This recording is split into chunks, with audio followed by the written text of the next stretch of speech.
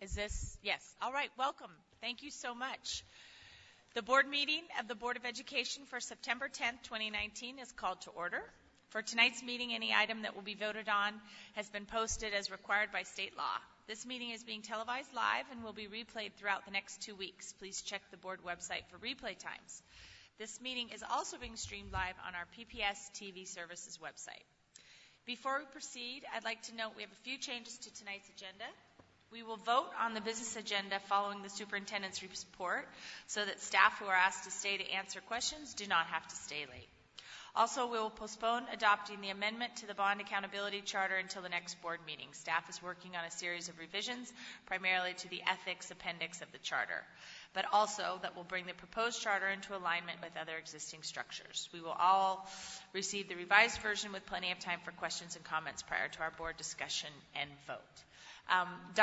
Director Brim Edwards is with us tonight and will be joining us at the dais shortly.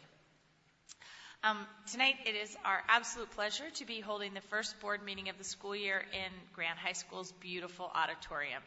We had an opportunity to share dinner with a few students and hear about their experiences here in this beautiful new school. Thank you for your time, all of you. To open tonight's meeting, I'd like to invite Ani Tate and Jackson Wolf, co-presidents of Grant's Native Student Union, up to provide the acknowledgement of the traditional native lands on which we stand. Thank you so much, Ani and Jackson.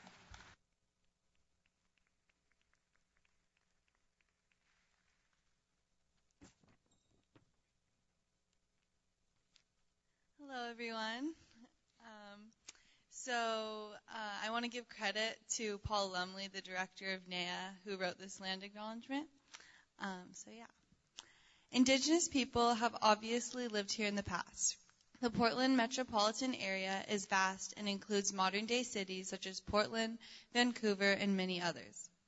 It covers both sides of the Columbia River and both sides of the Willamette River, spanning into surrounding counties such as Clackamas, Columbia, Multnomah, Washington, Yamhill, Clark, and Skamania. In this broad area, there were numerous tribes, people, and villages that honored the abundance that the lands offered. We honor their history and acknowledge the sacrifices they made.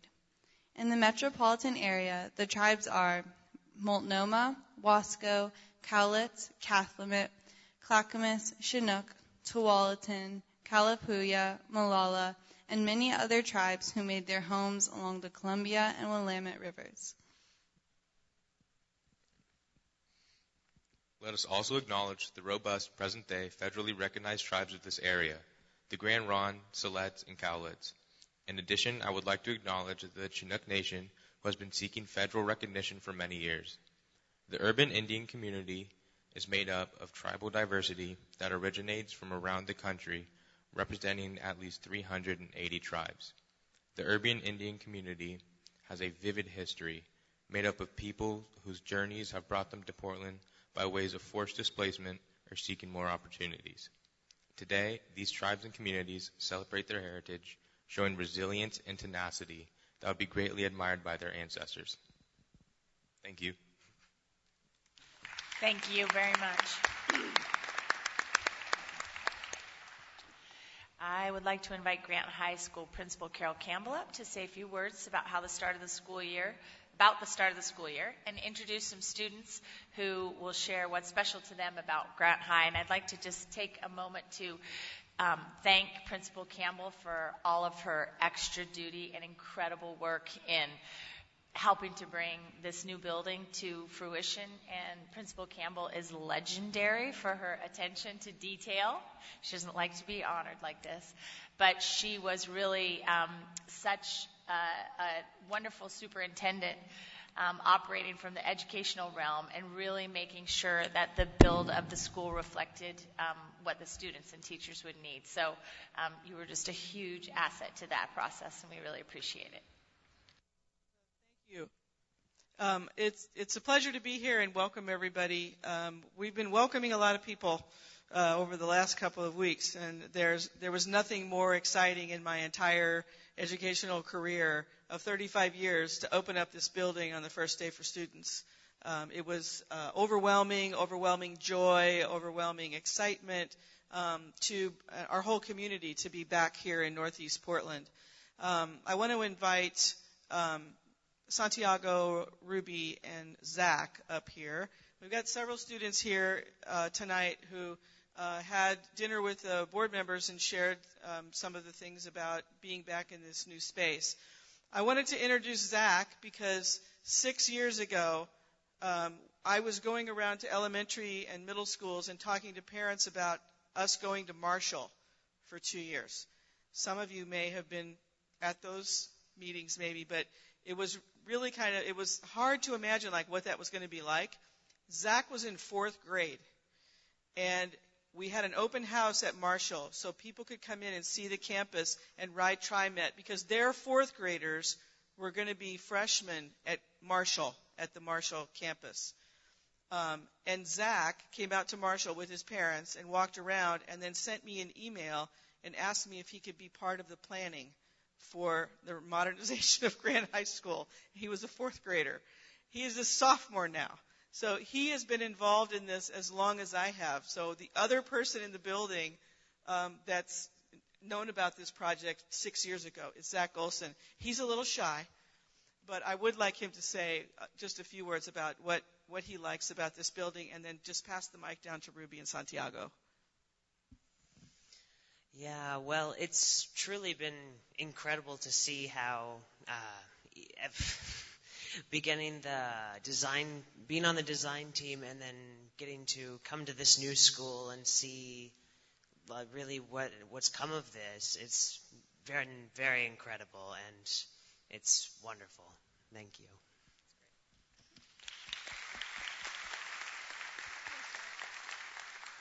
Hi, I'm Ruby. One of my favorite parts of this brand new building is the community spaces, like the conference rooms upstairs. It's a great way for my peers and I to connect and collaborate on different projects we're all working on.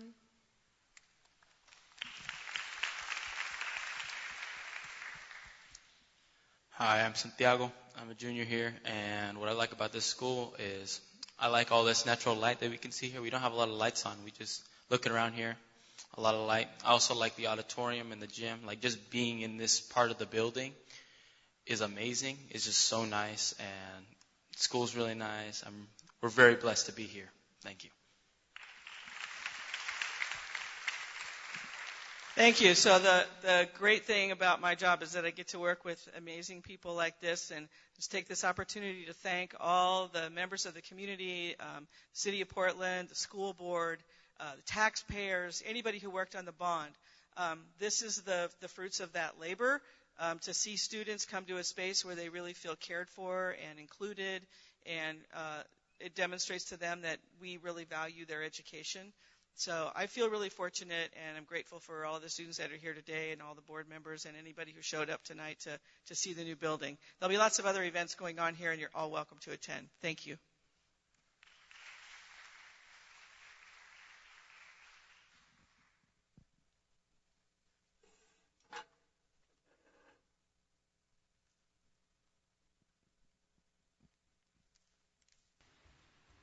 All right, thank you very much. Superintendent Guerrero, would you like to share your... Oh, excuse me, I'm sorry. We're going to head with our student comment for this evening. Ms. Bradshaw, my first time saying your new name. Do we have any student comment? Yes.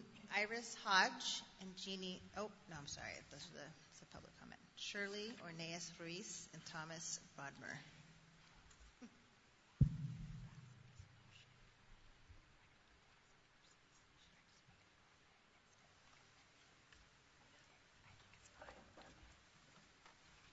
Welcome.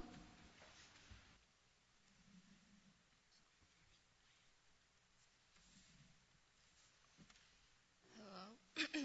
My name is Shirley Ornelas Ruiz, and I am a proud 2019 graduate of Mount Scott Learning Center. And I want to thank the board and Superintendent Guerrero for supporting contracted community-based schools like Mount Scott Learning Center. May I ask you to speak up just a little bit, please? I'd like to share a little bit about my story. I have 6 siblings, and as early as middle school, I would always have to take care of them after school and make sure they were okay. My mom worked very hard to provide for us, but it was important for me to always be there for my family. Although my family was not able to graduate high school, she always stressed the importance of going to school and having hopes and dreams. Anxiety and depressions were big obstacles in my life growing up. Having to take care of my siblings and put them first all the time contributed a lot of my anxiety and depression. I didn't take care of myself, and by the time I entered high school, I was a total mess and wasn't even thinking about graduating. I was going down the wrong path and starting to not care about school. I was completely off track. I heard about Mount Scott Learning Center through my brother who graduated from there in 2015. The school had really helped him, so I decided to give it a try. From the moment I walked in the doors at Mount Scott, it felt very welcoming and supportive. The staff provided me with so much care and appreciation. They greeted me and the other students each day and put us in a positive mood to learn. They were constantly checking up on me and were willing to give me a chance to just let my feelings out without getting judged or pushed away. I no longer felt like I didn't matter. Math had always been a struggle for me, but when I came to Mount Scott, the teachers taught me in a way I couldn't understand and were really patient with me.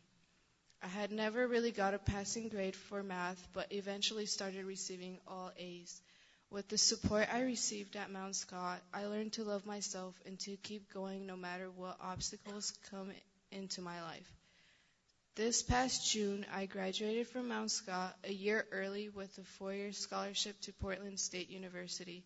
This would not have happened for me at any other public high school. I'm starting in the pre-nursing program at PSU later this month, and I'm a part of the Honors program, which provides mentoring and support to new first-generation Latino students at Portland State.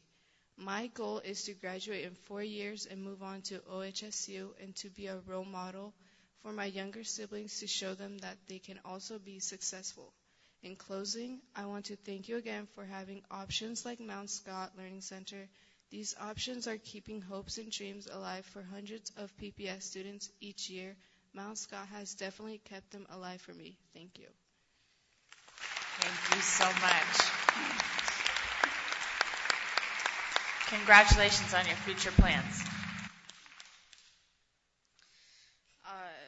Hello, my name is Thomas Bodmer, and I'm an extremely proud student at Mount Scott Learning Center. This is my senior year, and like most of my classmates, I previously started attending PPS High School, and I'm here to share a little bit of my story in support of Mount Scott and the other contracted option schools. The differences between my freshman year at my previous school and now at Mount Scott are staggering. I started my freshman year struggling at Franklin with a number of issues at home, including neglect and abuse like most other students. And I also made the decision to come out as transgender and identify as male.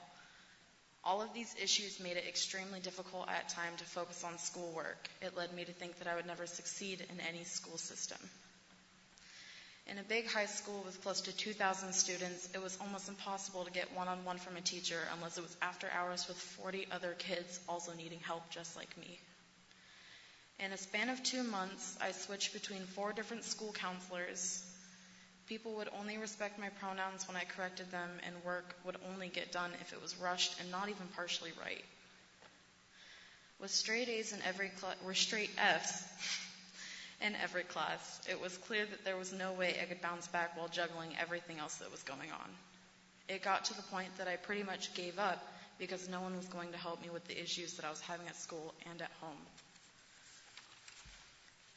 I took it upon myself to look for another school option where I could get the help that I needed, and luckily I discovered Mount Scott Learning Center, and it was the perfect fit for me. At Mount Scott, I was immediately greeted with kindness and understanding. The personal attention given by the staff allowed me to focus on schoolwork, pushed aside, and, other struggles at my previous school. In the midst of one of the most challenging times and difficult moments in my life, Mount Scott became something for me to look forward to every day. At Mount Scott, I was not only seen, but I was heard. All those previous Fs eventually turned to passing grades, and I began experiencing success in high school for the first time. Now, if I remain focused and determined, I can graduate on time at the end of the school year.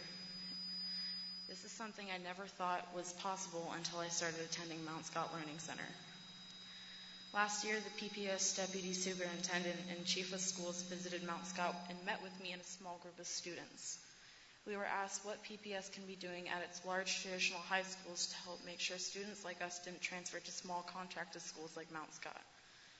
The answer is you really can't duplicate what Mount Scott has at a large traditional high school.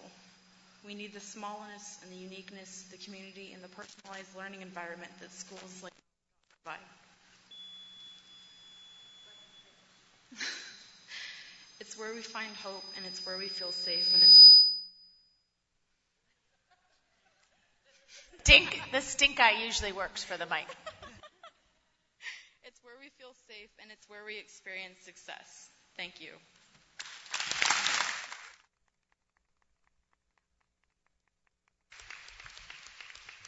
I just want to thank you both for sharing your stories and being so candid and open.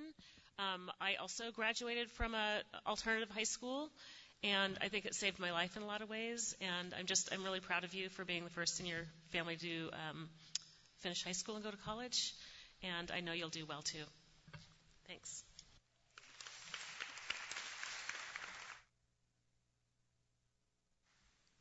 Ms. Bradshaw, do we have more public comment? Yes. We have Iris Hodge and Jeannie Price.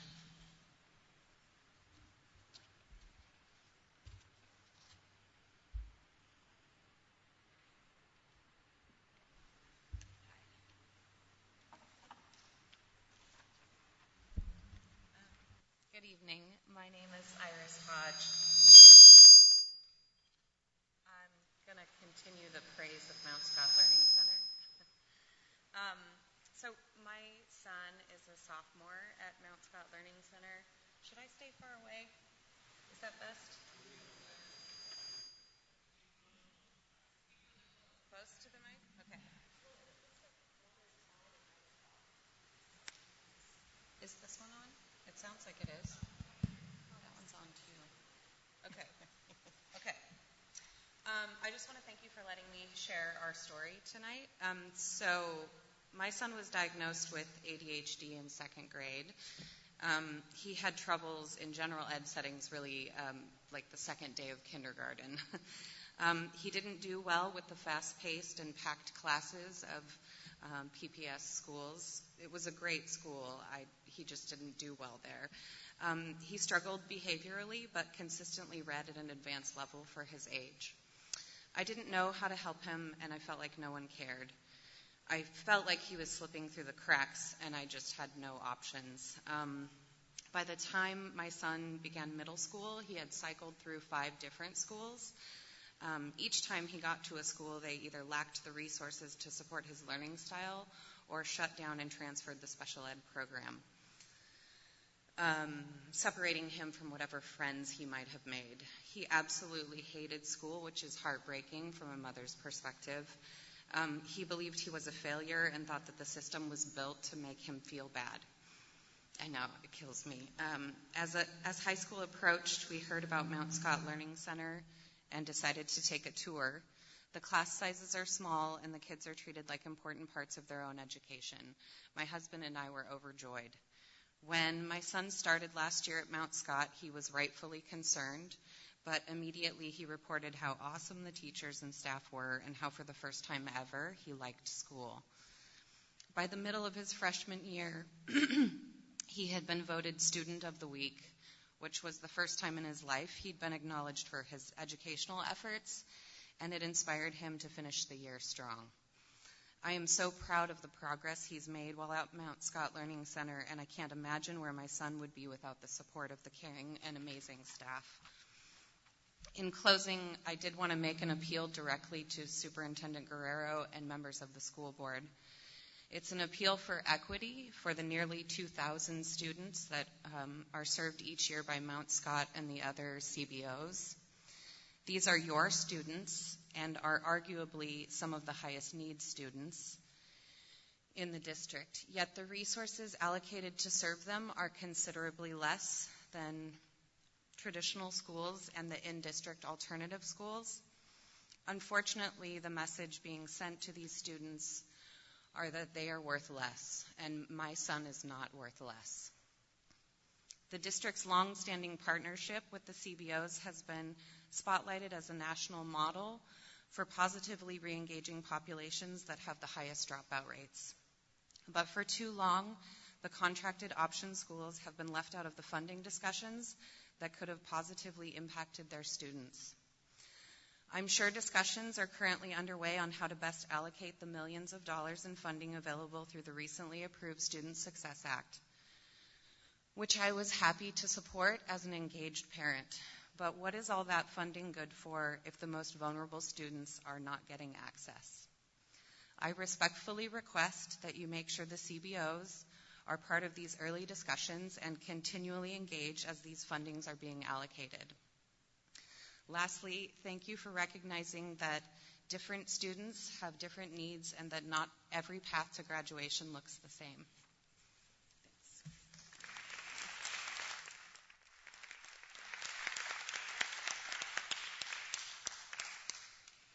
My name is Jeannie Price, and I am a parent of a fourth grader at Rose City Park Elementary School. And I'm going to read a petition that we have been circulating throughout the school. I'll just read it. So, we are parents of fourth graders at Rose City Park, a PPS elementary school. Our students currently have 2 classrooms with 34 and 35 students. We believe that all students will be underserved by these large class sizes. The PPS PAT, that's the Portland Association of Teachers, that contract spells out class size goals at every grade level, with 28 students as being the threshold number for fourth grade. So we share a common goal. As the contract and as parents, we want to help support students learn in the best environment possible, and we want to make sure that student safety is our first priority. Sometimes students with small behaviors get caught early and in a larger classroom. Sometimes those aren't able to be caught, or they're ignored because there's other things going on that the teacher has to pay attention to, and that could cause those behaviors to grow and have a bigger negative impact. Also, with so many students, teachers may not be aware of bullying going on or smaller acts of violence in the classroom, like theft or damage to property. And of course, besides being safe, we want students to learn and thrive in their classrooms. Many of these students have IEPs and 504 plans that require more individualized help that will stretch the teachers that have such large classes. Students who are struggling may not get the extra help and attention in order for them to succeed academically and socially. Students who are performing at grade level may not thrive, and the higher achievers may not be challenged. Students with sensory needs are already negatively impacted auditorily and physically with so many people in one small space. Students with attention issues may have even more trouble with such a busy, big class. Additionally, our Rose City Park community has students with individual medical needs that are harder to manage with larger classes. In PPS's new staffing model released in 2018, the first identified goal was, quote, to ensure schools have adequate staffing to maintain reasonable class sizes. Our current class sizes can hardly be classified as reasonable at this point. Large class sizes can lead to a host of problems for teachers. I'll finish up. Okay. Reducing class sizes, a 2007 study in the American Journal on Public Health found that reducing class sizes may be more cost effective than most public health and medical interventions. So we know that PPS is looking at overall district needs and we know that underserved communities need help first, but we are also asking for our help for our students. And we do want to say we have extra space in our school for an extra classroom, and that's our first goal would be a separate classroom, but we also are amenable to an assistant that could help with both of the large classes.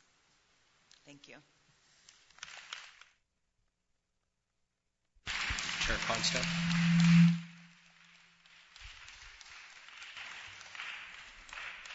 To our last public comment speaker, could I just have Deputy Superintendent Craig Cuellar raise your hand? If you can make sure to have your contact information. As our board knows, we're carefully monitoring our class sizes across the district, particularly after the 10-day count, and he'll be able to provide some direct communication regarding Rose City Park in that regard. Thank you.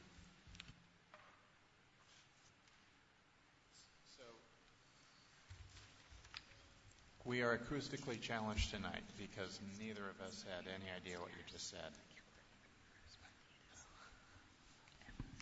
I just wanted to make sure our last public speaker had our deputy's contact information so we could keep her up to date on our monitoring of class sizes.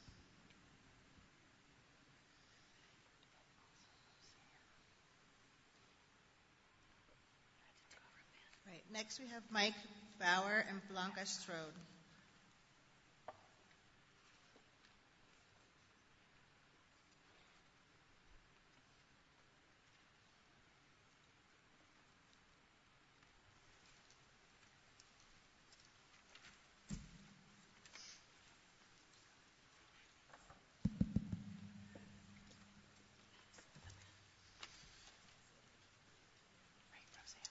The state of our climate at Cleveland High School. What color is my face? Pink? Pink because I'm a little nervous delivering this message to you. Green? Green with envy standing in this beautiful new school. Or is it red? Red with heat and frustration given that me and my students are working in temperatures exceeding 85 degrees in spite of the cooling weather. Good evening, school board members. My name is Mike Bauer, and I'm here on behalf of the 100 educators and 1,600 students at Cleveland High School. I'm here this evening to make you all aware of the deplorable environment in which we work, and I'm here this evening to ask for action. Inaction is not acceptable. First, the facts. Cleveland High School is more than 100 years old, so the temperature is extremely inconsistent throughout the building. Many days the temperatures in the main building is at least 10 degrees difference from the East Wing. The East Wing addition, which was built in the 1970s, has neither adequate heat when it is cool nor ventilation when it is hot. During the first 2 weeks of school, classrooms in the East Wing were hotter than the temperature outside. Classrooms were 85 to 90 degrees with absolutely no airflow, save the teacher purchased fans in the window. When winter approaches, the opposite issue exists. Classrooms will hover in the low 60s or lower.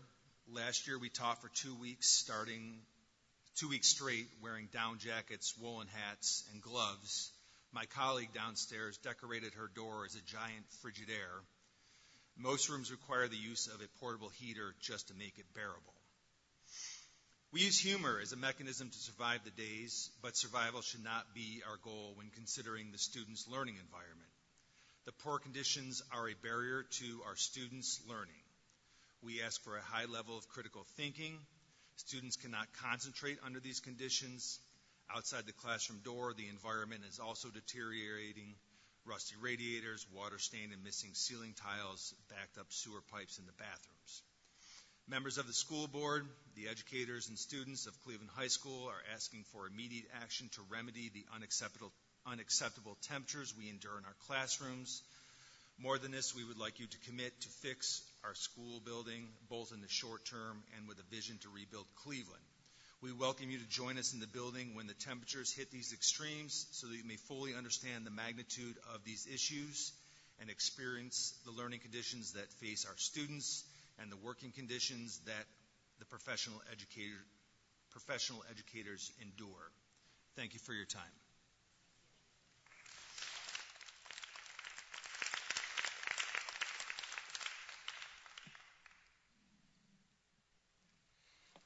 Good evening, everyone.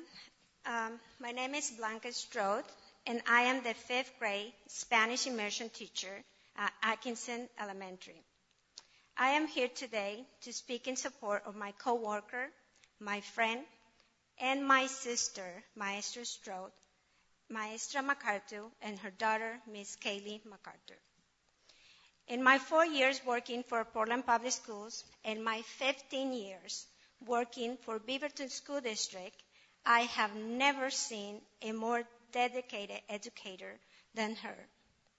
In her 21 years of service to PPS, Maestra MacArthur has done everything possible to ensure that her students get the best education possible.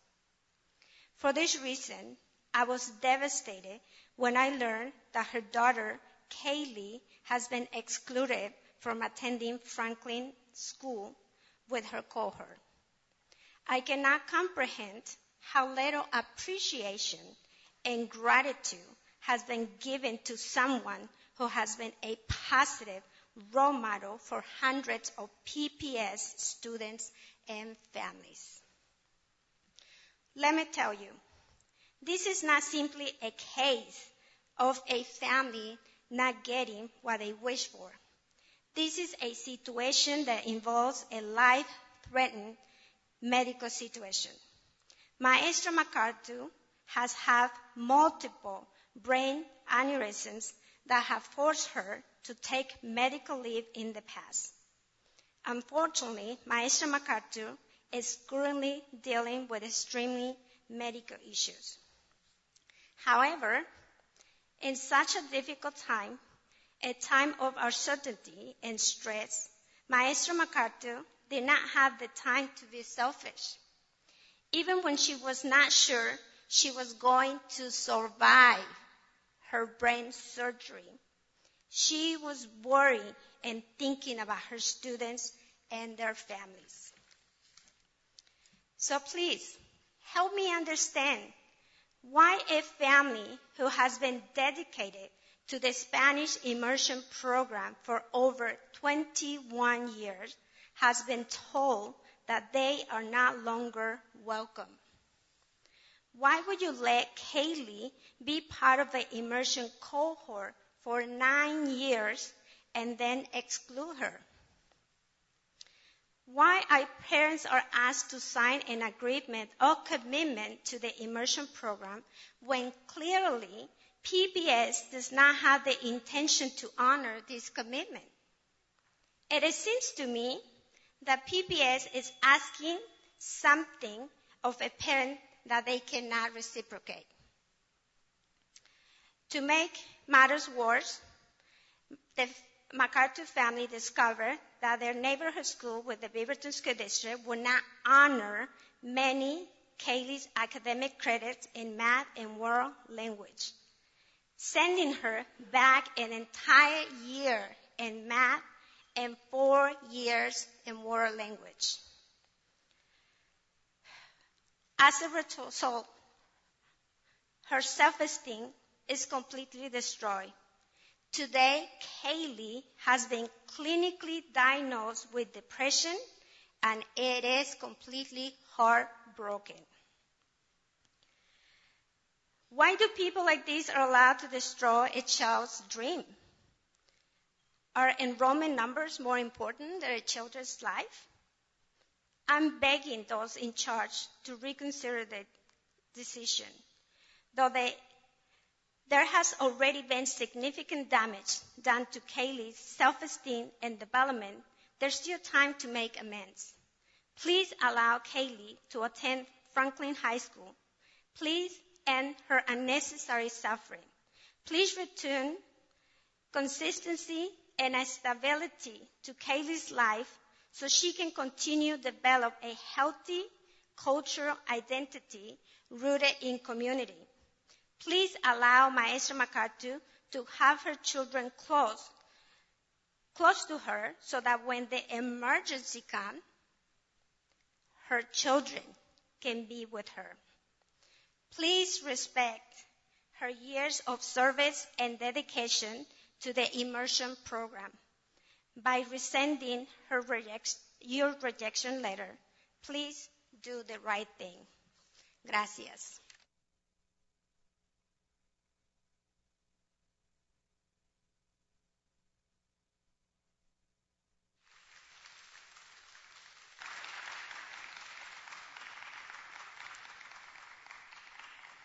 Next we have Sarah Adams and Linda Nesveda.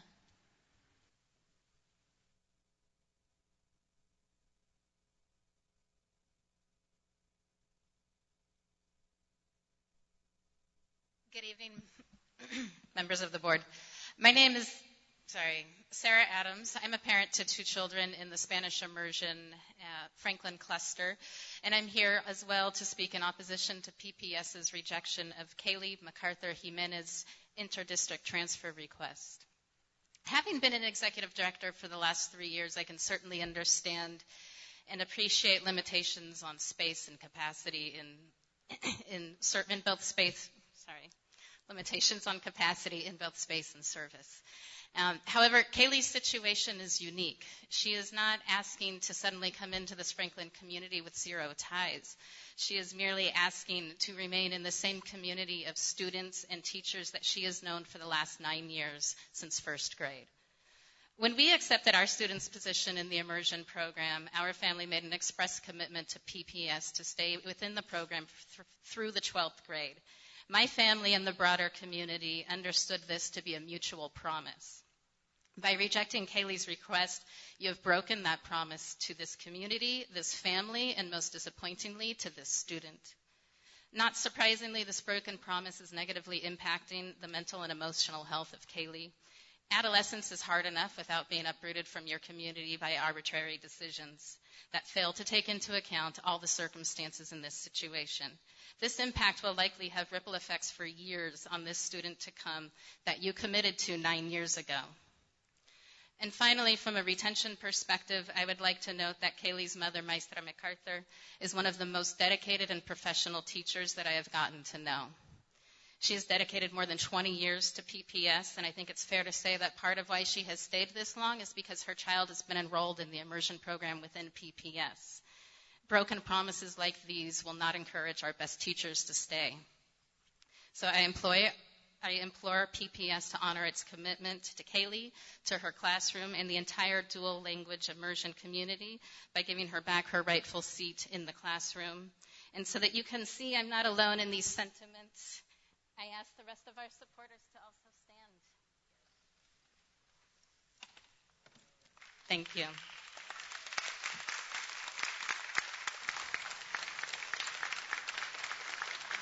Thank you. Thank you.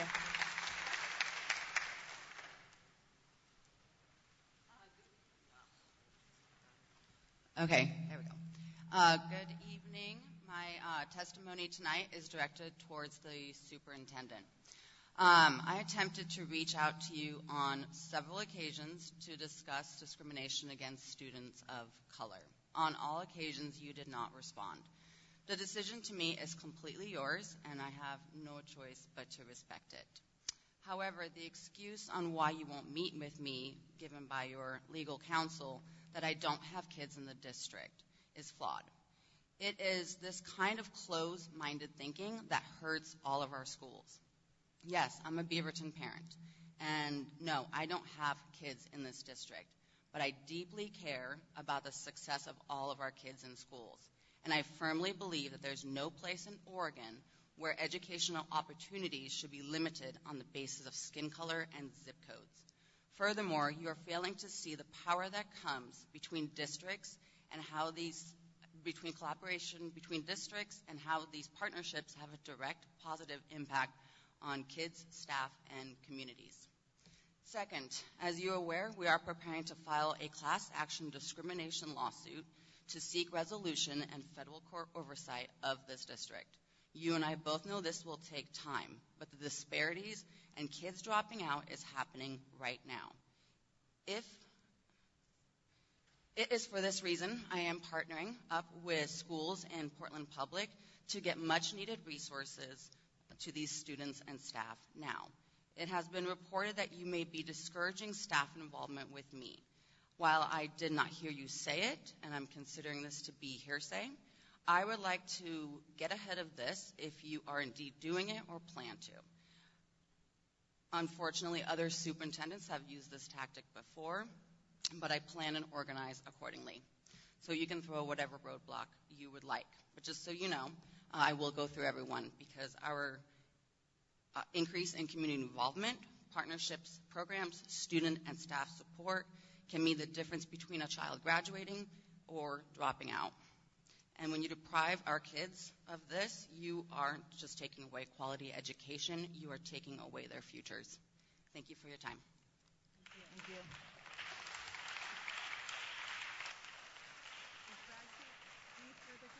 No. Superintendent Guerrero, would you like to provide your report to the board and the community?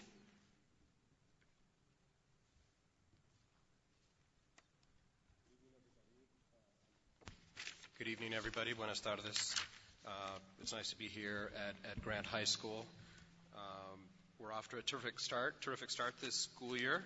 I'm very pleased to say that the first day and week of school has been, by all accounts, one of the smoothest in recent memory. I think we've heard a lot of testimony regarding that, particularly from our school leaders. Many thanks to everyone, because that's only possible from the work that our teachers and school administrators, our bus drivers, our nutrition services staff, our central office support staff, and everyone who showed up in a big way for our students so that they would have a positive start to the 1920 school year. And one of the schools I was able to visit that first day was starting here at the newly modernized Grant High School. And I am going to spend a couple minutes gushing a little bit further about the campus that we're sitting in here tonight, because yes, every one of our schools and our students deserve to be in a safe, healthy, modernized high school. We were here early on that first day to welcome the media, given a lot of interest in the reopening of this fabulous campus. Some of you also noticed I had the privilege of breaking in the beautiful new basketball gym just down the hall as well. And this past Saturday, once students had had a week or so to settle in here at the school, we welcomed the broader school community. And what a fantastic showing it was at the grand reopening this past weekend, with over 1,000 guests who were estimated to have been in attendance. It was a powerful reminder both of how many people it takes to make something like this happen, and how many students and educators this school community has impacted, both in the past, the present, and in future generations. The ceremony included a number of student performances, including the Grant High School Band and the choir, the Royal Blues. Thank you for your performances. Thank you to Director Bailey, our Grant High School student leaders, and to Principal Campbell, who each articulated what Grant's modernization means from their own important perspectives. Among our speakers were the elected officials, whose leadership and partnership are crucial as we continue on this journey to bring every PPS student a learning environment like we see here at Grant. My thanks to Congressman Blumenauer, Mayor Wheeler, Chair Kafori, who of course demonstrated her Grant school spirit on this day. As we shared in our remarks, we are incredibly fortunate to have the support of our broader community as we physically transform our school system. And for those who were unable to be present at the ceremony this past Saturday, we have just a short video to recap the Grant reopening to give you a sense of the experience.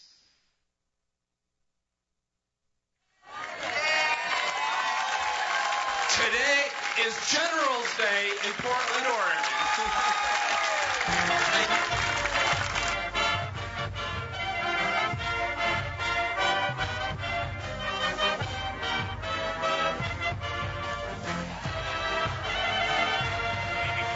That's my dad, senior class president, 1945. But today really represents an important milestone for not just the Portland Public Schools, but also our city. It's a great day for the Generals, and it's a beautiful building that we've got here, and already the students are moved in and taking advantage of it.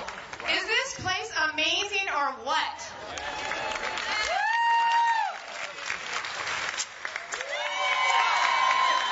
Welcome, everyone.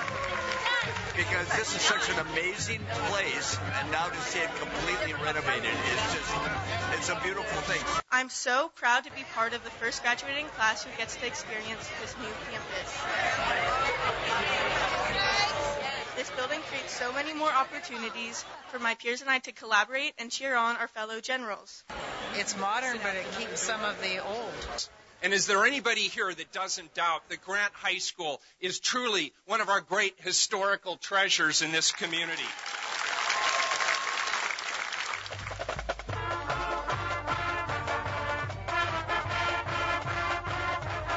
I think the message it sends is we value education, we're investing in their future, and the future's going to be bright.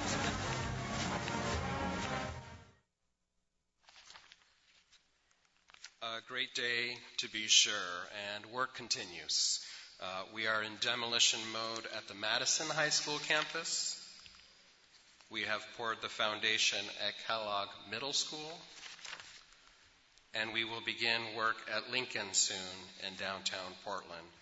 These are all important milestones, and each one is worthy of celebration.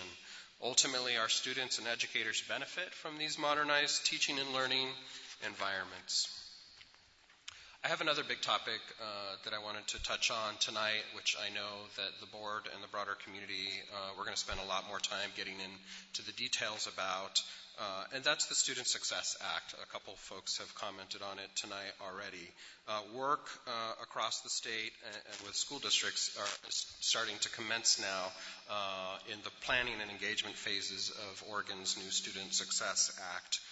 As you probably know, the Student Success Act is a historic reinvestment in public education that will result in about $1 billion annually in additional funds for K-12. Some folks, obviously, as we learn more, are getting a sense of some of the details and parameters there, but about half of those monies are intended to be part of what's being referred to as a student investment account. I'm going to talk about that in a moment. About 20% of that is intended to be a down payment or a healthy installment in early education, and about 30% for some statewide education initiatives to be determined. Some of those monies are going into what's called an Educator Advancement Council to support our teachers statewide. So school districts in Oregon have now started receiving guidance about the expected process for determining how these funds will be invested at the local level.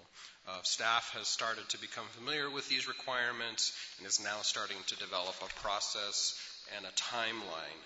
I wanted to touch on, at a high level, on a few things, knowing we're going to get into many more details in upcoming board meetings. But there's 5 priority areas that are outlined for districts to address as part of a needs assessment and our community engagement process. These include reducing those academic disparities for our students, meeting students' mental behavioral health needs, providing equitable access to academic courses, allowing students and staff to have sufficient time for things like collaboration with other teachers and staff, opportunities to review student achievement data, grades, absences, discipline, developing strategies to ensure that at-risk students stay on track to graduate, and 5th, strengthening partnerships. Many of these touch in areas that we've already had ongoing conversations about, so they're pretty much in line with some of the things, some of the areas that we want to prioritize as well. Let me share a little bit about the timeline that's been projected at the state level for school districts, and you can see why everybody's really ramping up at this point. But from the advertised timeline here, you can see there's a very short runway for districts to complete all of this related work. As such, today we began a weekly series of district leadership level meetings led by Deputy Superintendent Hertz, who's serving as our executive lead on this effort, along with partnership from our other Deputy Superintendent, Dr. Craig Cuellar. Yesterday we had just an initial meeting on the Student Success Act with our labor partner, leadership from Portland Association of Teachers. But we know that school districts are busily learning more from the Oregon Department of Ed regarding the requirements for this process. and staff expects to share those details with the board, particularly around what our approach will look like here in Portland. But it will certainly include advertised opportunities for stakeholders across the broader community to provide their input and feedback. So please stay tuned for more details at an upcoming board meeting and on our soon-to-be launch website page regarding Student Success Act specifics and how we will work collaboratively to determine the wisest investment of these resources in PPS. So we want to ensure everyone that there will be multiple opportunities and ways for stakeholders to lend their input. The board and community can look forward to these details and inviting those interested in weighing in. Our intent is to host opportunities for community members to be engaged this fall to build off of what we learned from a spending plan this last year, hearing from school communities regarding what was important to them, but also building off of our district's vision development process as well. And like in our vision development process, our engagement efforts will focus on elevating the voices of families and students of color in deliberate ways. The Student Success Act priorities map well with many elements of our own vision and our emerging multi-year strategic plan.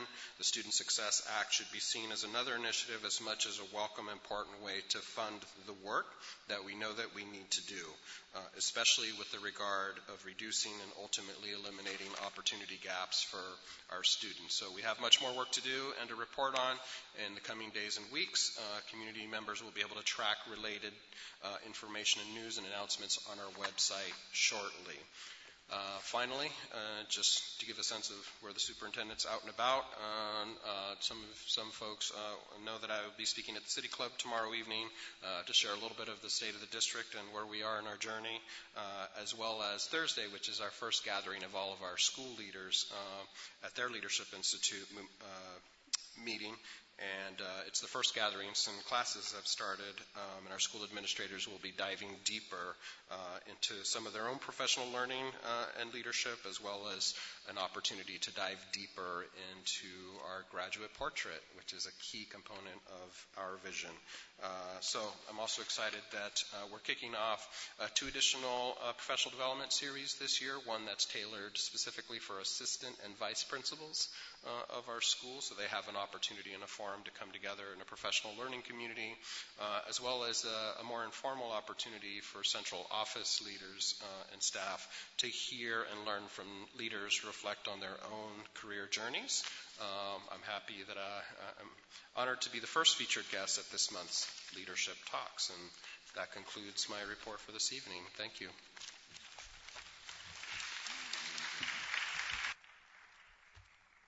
All right.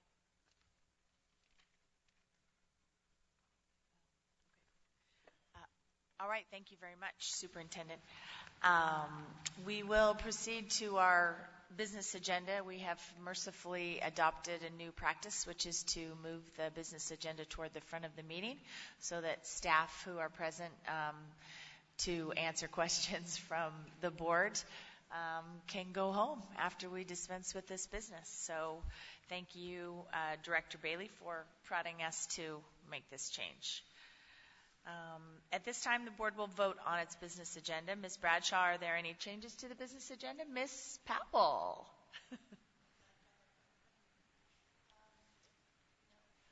Okay. Do I have a motion and a second to adopt the business agenda? Second.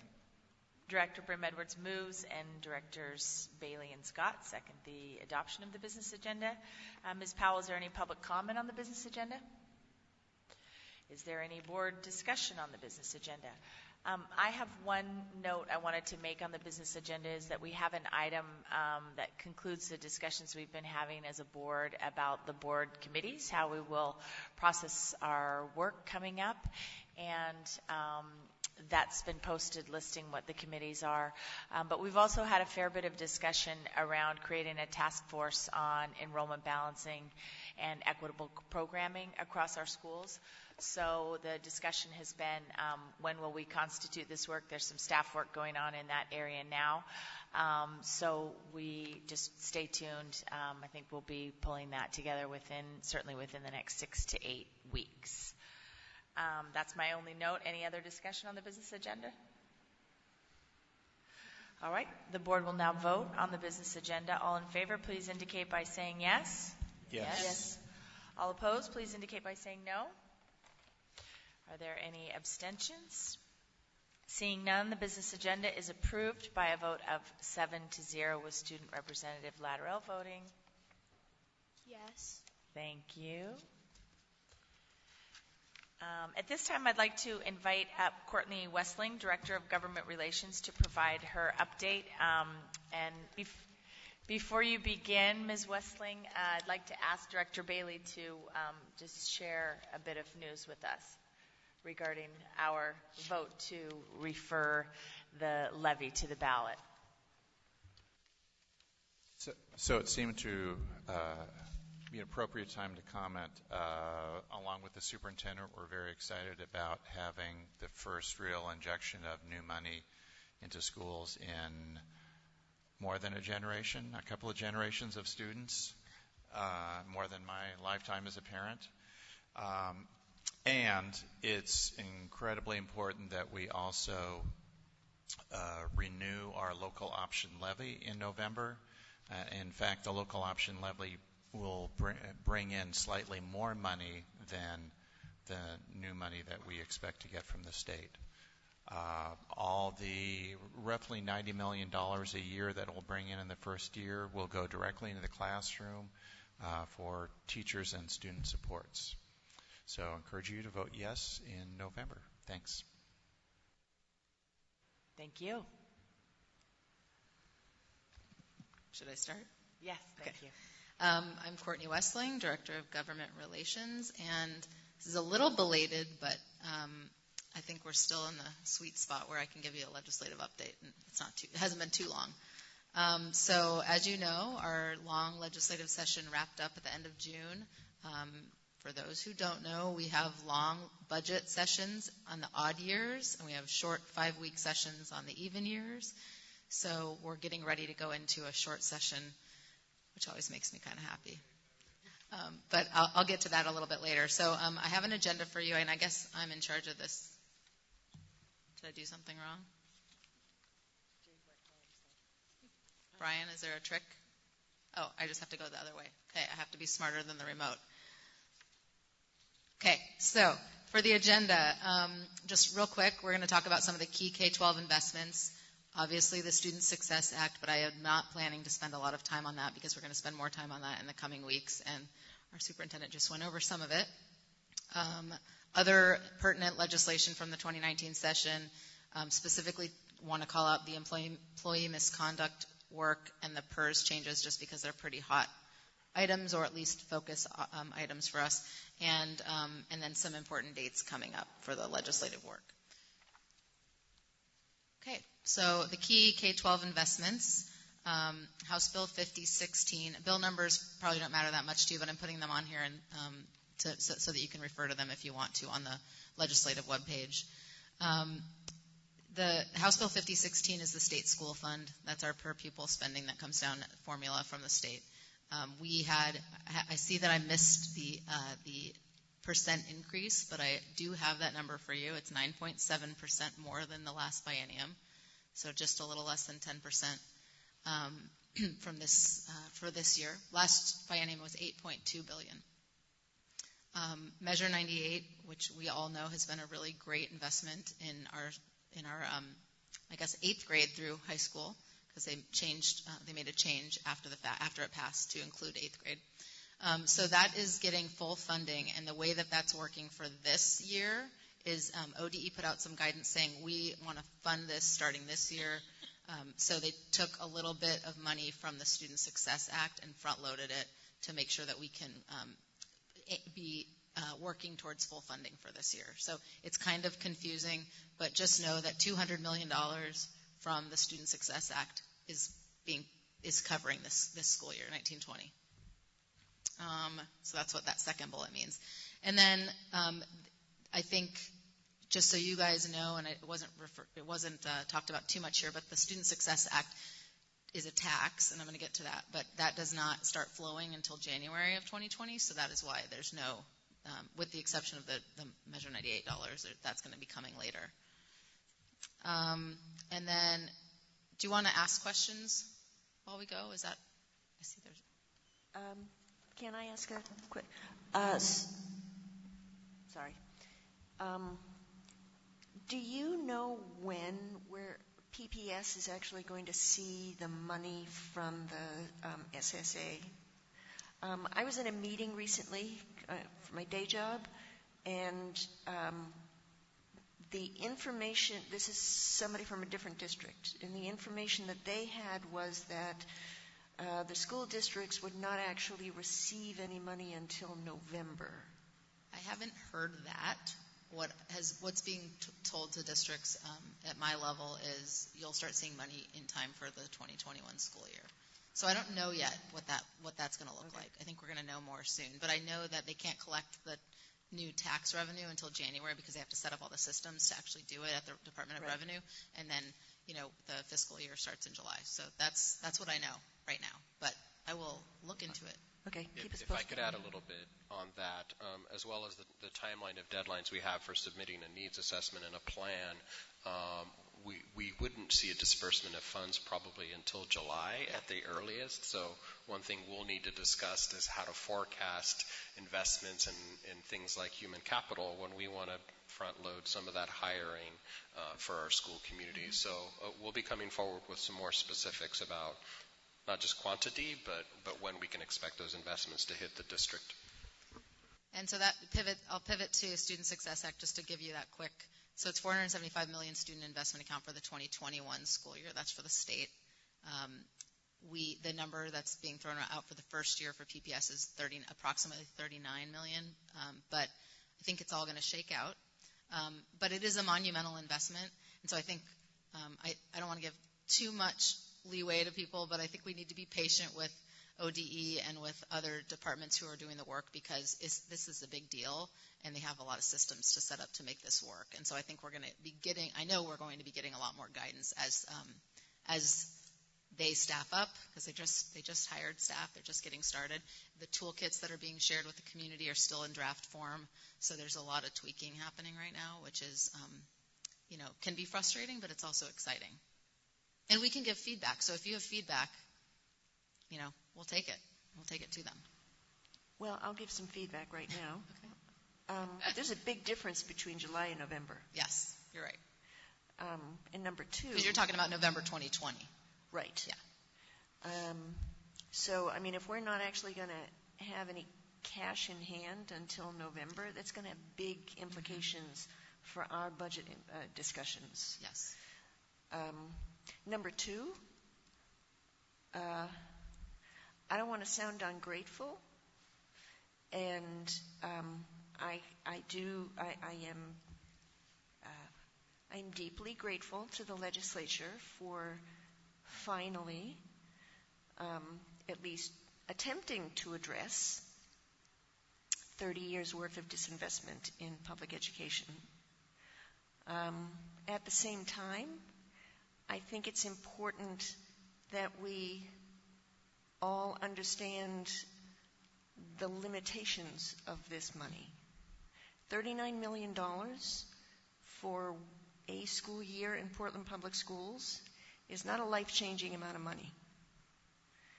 I will take every nickel, but I think everybody needs to understand that this is a down payment on the disinvestment. This is not going to be one and done. This is, I hope, the first installment. So I just think people need to manage expectations here. Yeah, it's a good point. It doesn't get us to QEM, the quality education model, but it is a nice, it's a good thing. It's getting us closer. And then the other big couple of things I wanted to mention on the facilities side, investments on the facilities side, are the Oregon School Capital Improvement Matching Grant, which we've taken advantage of for the 2017 bond. And likely as we continue to go out to modernize our schools, we'll continue to take advantage of that program. It seems like a drop in the bucket because I think it's like $8 million, but that's a project. So it's, that's a piece of a big project. So I think it's important to keep that in mind. And then the $100 million for seismic rehab grant the seismic rehab grant program, which we've taken advantage on. I think to date we've had 7 awards for that program, through that program, so we're very happy that they continued those 2 programs. Yeah, I was at Madison yesterday, and I could see that money in action as they were drilling pins into the earth to tie down. Madison's on a slope, and that's where the gym comes down from the building, and that whole bank needed to be stabilized on one side and on the other side. It's very complex. Did you take some pictures? And that I got one picture inside the auditorium where you can see out because they've torn off the back half. It's, again, really exciting to see that work going. Thanks. So Student Success Act, everybody's favorite topic. So as you know, it's a new commercial activity tax on Oregon businesses. It only applies to businesses with more than $1 million in Oregon sales. It exempts groceries, utilities, gas, and hospitals. The preemption on local taxes issue is not something I'm going to go into because I'm not an expert, but it is something that's being discussed right now because what it is making it difficult for local governments to do a similar tax to raise revenue. So that's a topic that's out there, but I think from my perspective, our goal is to get community feedback and go figure out how we want to allocate these funds. And it takes effect in January, like I said, so the Department of Revenue is busy getting their system set up to do the actual tax collection. I think the other thing that's important to note that I don't know that I put in my slides is that right now there's no one is trying to refer this. There was a threat of that early on. It makes me very happy that that's not something we're dealing with. So, okay, and then real quick, a little bit more detail about what the superintendent referred to, the breakdown of the funds. So it's about $1 billion annually for K-12 education, broken out like this: 50% to an equity-focused student investment account, which is essentially a block grant to districts. It's not competitive, but we do have to show that we've done the work with our community to plan for it and get board approval of that plan. 30% of the fund will go to statewide initiatives. Some of that includes full funding for Measure 98. As I mentioned, there's some front loading of that, but essentially the plan is to get to that full funding number. Investments in school nutrition so that we can have more schools that are participating in community eligibility programs, so we take the paperwork out of it, and ultimately we'd love to have all kids eating for free, but that's a really big number. It's very expensive to do that, so this is a good first step. Other statewide equity initiatives, so actually funding some of these, the Latinx Student Success Plan, the African American Student Success Plan, et cetera, the tribal work that's been already established but not necessarily funded. So that'll help fund those. And then some other things like summer learning in Title I schools, some other ideas that people had. You also mentioned the Educator Advancement Council, Superintendent. That money is part of the ODE budget, not part of this, just to clarify. You're not supposed to know all of this. Also to clarify on the 50% equity focus, those are some of the suggested activities. So we actually have to do our own needs assessment and determine what strategies and interventions we want to invest in. Those are the 4 buckets that we are to be, you mentioned the 5 strategies or the 5 priorities. These are the 4 buckets. They're very broad. You can imagine all the kinds of things you could fit into those buckets. And then the 20% for early learning, that's a huge amount of money for what is, very known to be a good return on investment. We know that starting early is going to benefit our kids long term. So there's a lot more coming down through some of the pre-existing programs, but figuring out how best to map out where we're serving kids and making sure we're meeting the needs of the community on the early learning side. For everyone's benefit, would you explain what EI stands for? Oh, yeah, if I can ever remember. It's Early Intervention, Early Childhood Special Education. So if anyone's ever been referred for services with a small kid, I in fact had that with my toddler when he was having some gross motor delays. It was awesome. It was free. It's free for everyone, which is amazing, and it helps give parents strategies to figure out how to help their kids get there. We had a situation, not that you asked me, but I'll tell you, where we only had one visit. We got some strategies, and he was just taking his time. So sometimes it's nothing to worry about, but it's nice to have some peace of mind. So I just gave a really good plug for EIECSE. Okay. So two things. Yeah, we used to have 20 years ago, had a much more robust early intervention model that saved us a ton of money, and then it got cut. But I'm just undergoing some really cognitive dissonance here around how much money we are expecting to get from the Student Success Act, because I thought it was going to be almost twice as much. So if we could get a clear written explanation for So the early numbers, the early estimates that came out from the Department of Revenue back in March when all of this was just being discussed and hadn't passed yet was 39 for a year for our district. I expect that has changed, but I haven't seen another number since then. I don't know if Claire has seen another number, but I think we... Is that is the revenue different than thought, or is it how it's Deputy Superintendent Hertz is on her way to help you out, Courtney. Okay, and again, I would like this in writing as well as a verbal explanation. I would like something in writing as well as a verbal explanation. Right. So part of the information sharing I talked about is as we digest it, getting really concrete about what this all means. I don't think the general public also understood that everything was going to be so pre-portioned out either, but we're certainly crunching what this is going to mean in exact dollars for us. Deputy Hertz? I'm almost afraid to talk into this thing with everyone's experience tonight. So I'm glad to know that it's behaving. All right, so the 50% student investment account, that is the $39 million, and that is confirmed with ODE, State School Fund Personnel Director in particular has talked to us about a calculator they're creating, and we have verified that $39 million for the 50% is a pretty consistent number. And then the other two are, there's too many unknowns, and that we have a range of numbers, and we are bringing a financial report to you at our next board meeting, and we'll include everything that we know at that point for those other two pots of money as well. And I should clarify, I think I wasn't very clear that 39 was for the 50%, the student investment account. I think maybe that's where I confused folks with the smallish number.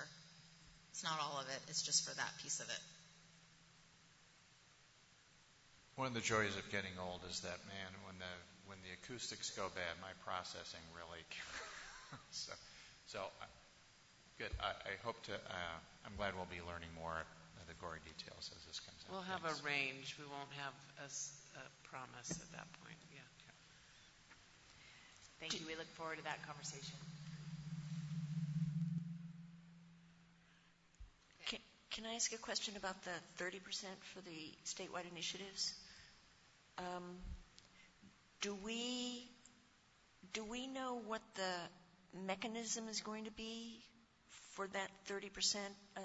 Are these going to be application driven, or is it going to be an allocation? The 30 and the 20 are more through a grant process and reimbursement. So there will be allocations, but it's just not clear yet. They don't have the specifics out about the process for each of them. They're being created right now. If they are in the process of hiring the personnel to actually do all that processing and rule writing and creating what we need to applications that we'll need to complete. And so they've got things started, but it's not ironed out yet. It's still being run through the system so that there's clear communication to everyone about each step, each one of those. So there's so many different pots. We just don't have information on all of them yet. Do we know when we're going to know? Pardon me? Do we know when we're going to know?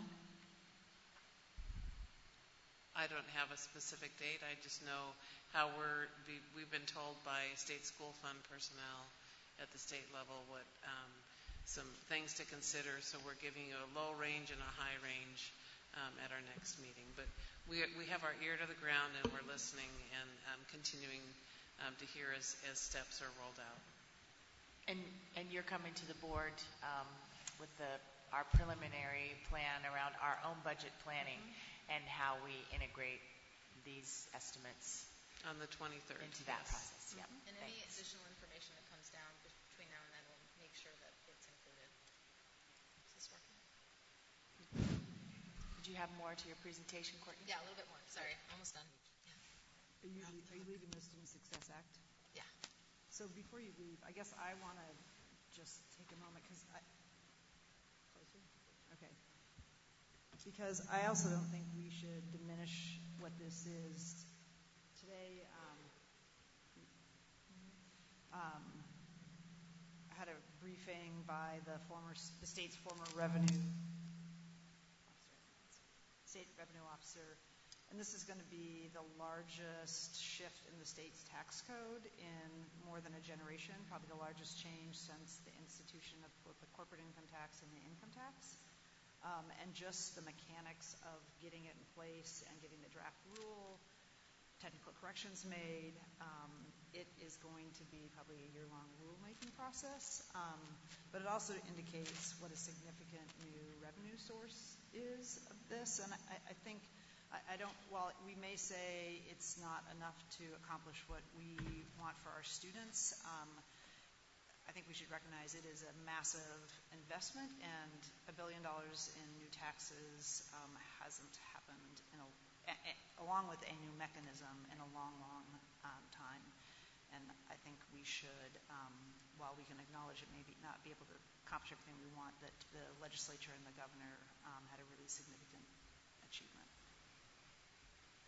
I agree. I think aside from the tax structure itself and the fact that it actually found the political will to bring it into fruition, is just the expression of value specifically around public education.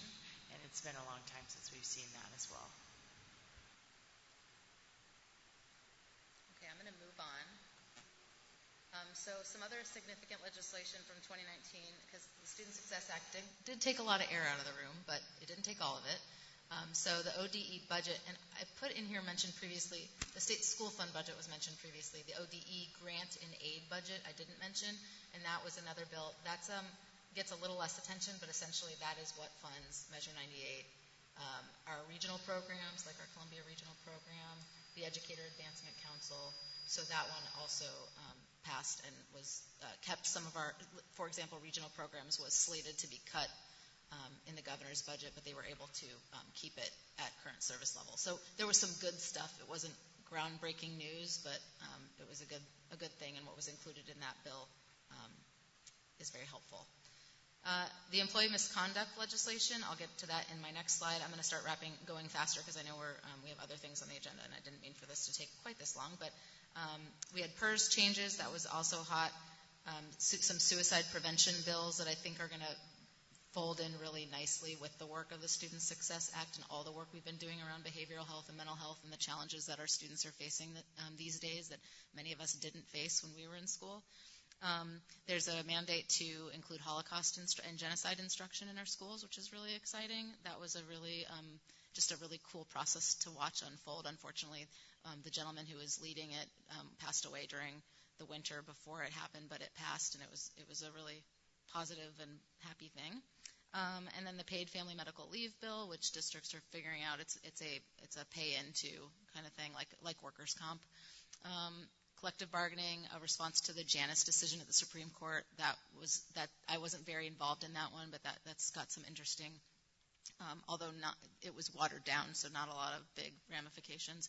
And then the restoration of the OEB opt-out, there was talk about removing that. We were able to reinstate that before it took effect. And then I know this is a hot topic, and I didn't put the bill number down, but 3310, I know, Rita, you've brought that up, and I have a little bit more information, but not a lot, on how we conduct our school board elections. So I'm going to move real quick to employee misconduct. That was Senate Bill 155, which was a response to the Whitehurst report findings from last year. This was a long process with felt like a lot of stakeholders, which is good. But when you have a lot of people at the table, it just took a long time to get it right. And I think that was a very good process. It took the recommendations from the report, which were to change the definition of sexual misconduct and then to shorten TSPC investigatory timelines. It was taking them on average 8 months to get through, to complete an investigation, which is too long. But it costs money to do them faster because you need more people.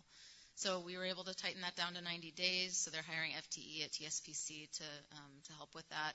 It also the bill got even bigger. It went beyond just the Whitehurst recommendations. It also includes now a little less than $5 million over the biennium to provide resources to DHS to do, they call them closed at screening claims, where if you're calling in but you're not a familial, there's not a familial connection, they close that call at screening and they don't investigate it. That's a huge gap. So this will give resources to DHS to allow for following up on those claims. And then it also creates a new investigatory structure at ODE to look into claims from classified staff, contractors, and volunteers who are not covered as licensed teachers or administrators at TSPC. So very good things, but with that, of course, will be a little clunky rolling out another new system at ODE. And let's see. And then we also did a couple of what I call low-hanging fruit, but really important, to include the definition of student includes all kids up through 21 who are served by our programs. So, like, for example, our community transition students.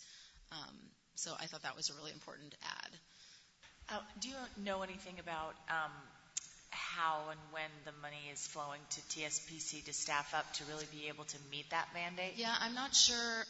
It doesn't take effect until January, so I don't know when the money's flowing to them, but I can check in with them on the timeline. Of course, the 90-day period is inextricably linked to their staffing, yes, which has been woefully inadequate. And so it's clear that money those new resources have to go towards FTE, because that's the real problem. You just don't have enough people doing the work to get it done faster. And they know that, and that a big part of how we got to all these numbers was based on how much does it cost to hire another investigator. PERS, this was obviously a controversial bill during session. It changes the way that it redirects a portion of what PERS members goes into their pension. So this creates an employee pension stability account. Tier 1 and Tier 2 will now redirect 2.5% to that fund, which helps pay down the UAL. And then OPSERP members, or Tier 3, the lowly people like me, have at 0.75% goes to the employee pension stability account. And then these are just the highlights of what's in this bill. This is very dense stuff, and I'm happy to figure out a way to set up some kind of briefing if you guys want a briefing. I know that HR is looking at all of this, but it also capped the final average salary at $195,000, which was a big issue especially for larger public employers like OHSU, who have very expensive doctors that they're hiring, or that are retiring from OHSU. It also creates a new pathway for retired employees to return to work if they want to continue working, and then it re-amortizes. It's such a nerdy word, but it spreads out the payment, and then it saves us money. So depending on who you are, you either like this or you really, really hate this, but the reality is that we have a huge PERS problem, and it's not a secret that we need to figure out a way to rein it in. So this is one step to do that. I'm sure there will be court challenges. I haven't heard anything specifically yet, but more to come, I'm sure. Courtney, can I just weigh in on this? And Andrew knows lots of stuff about PERS. It's a little bit, although ugly, but I'll try into the mic.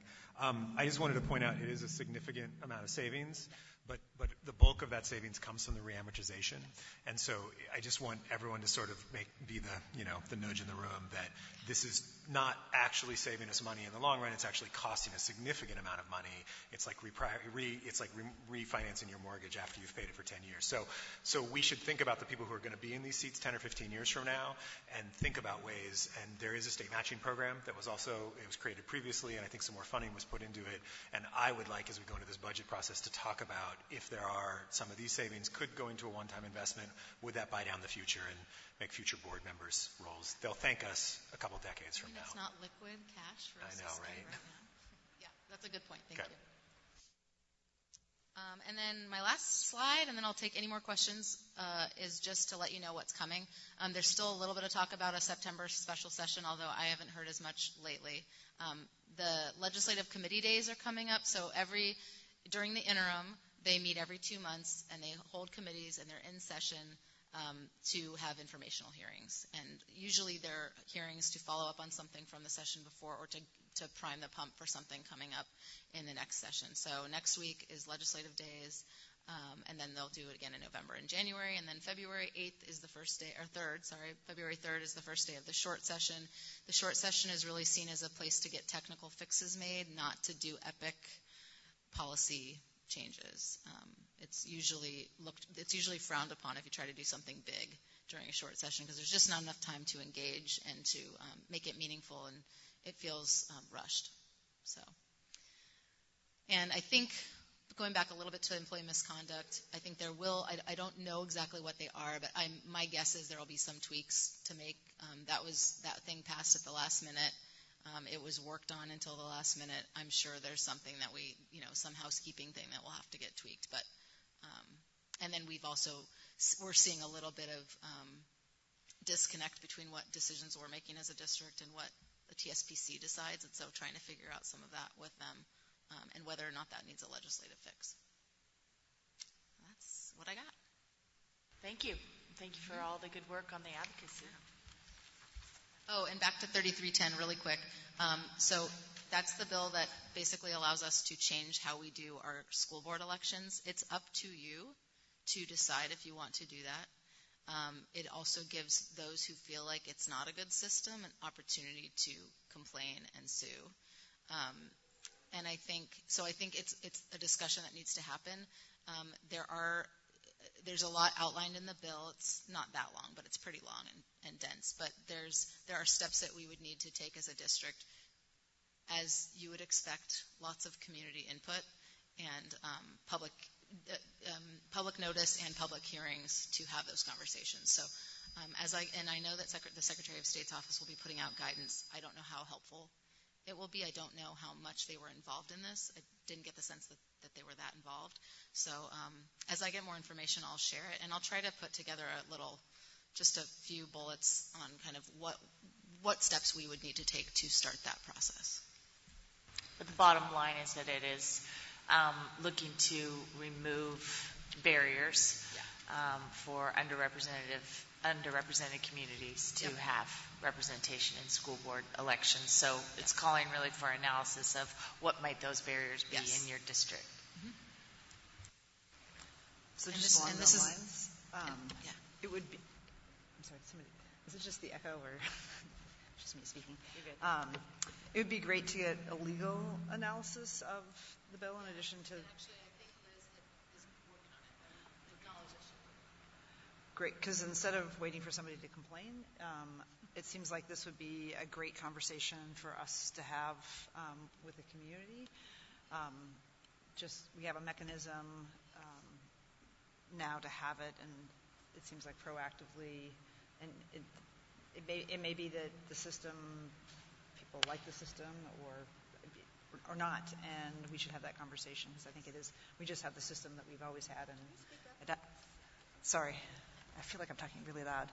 I was just saying, instead of waiting for somebody to complain about the system and that be the impetus for the discussion of us changing the way we do our elections, that it would be good for us to proactively get a legal analysis, have a conversation with the community because we have the elections we have now because that's just the way we've always had them. And while I think it produced a perfectly fine result over the last 4 years, especially. It doesn't mean it's the best method of moving forward. So I was just saying I think we should proactively have a conversation. I agree with you. I think my point was just that previously, before the bill, there wasn't recourse if you did feel like it wasn't the right system and you wanted to do something. There wasn't a lot you could do, and now there is. So, but I agree. I think proactive engagement on it is important. And I know Liz has it on her miles-long list of things to look at. So the other thing,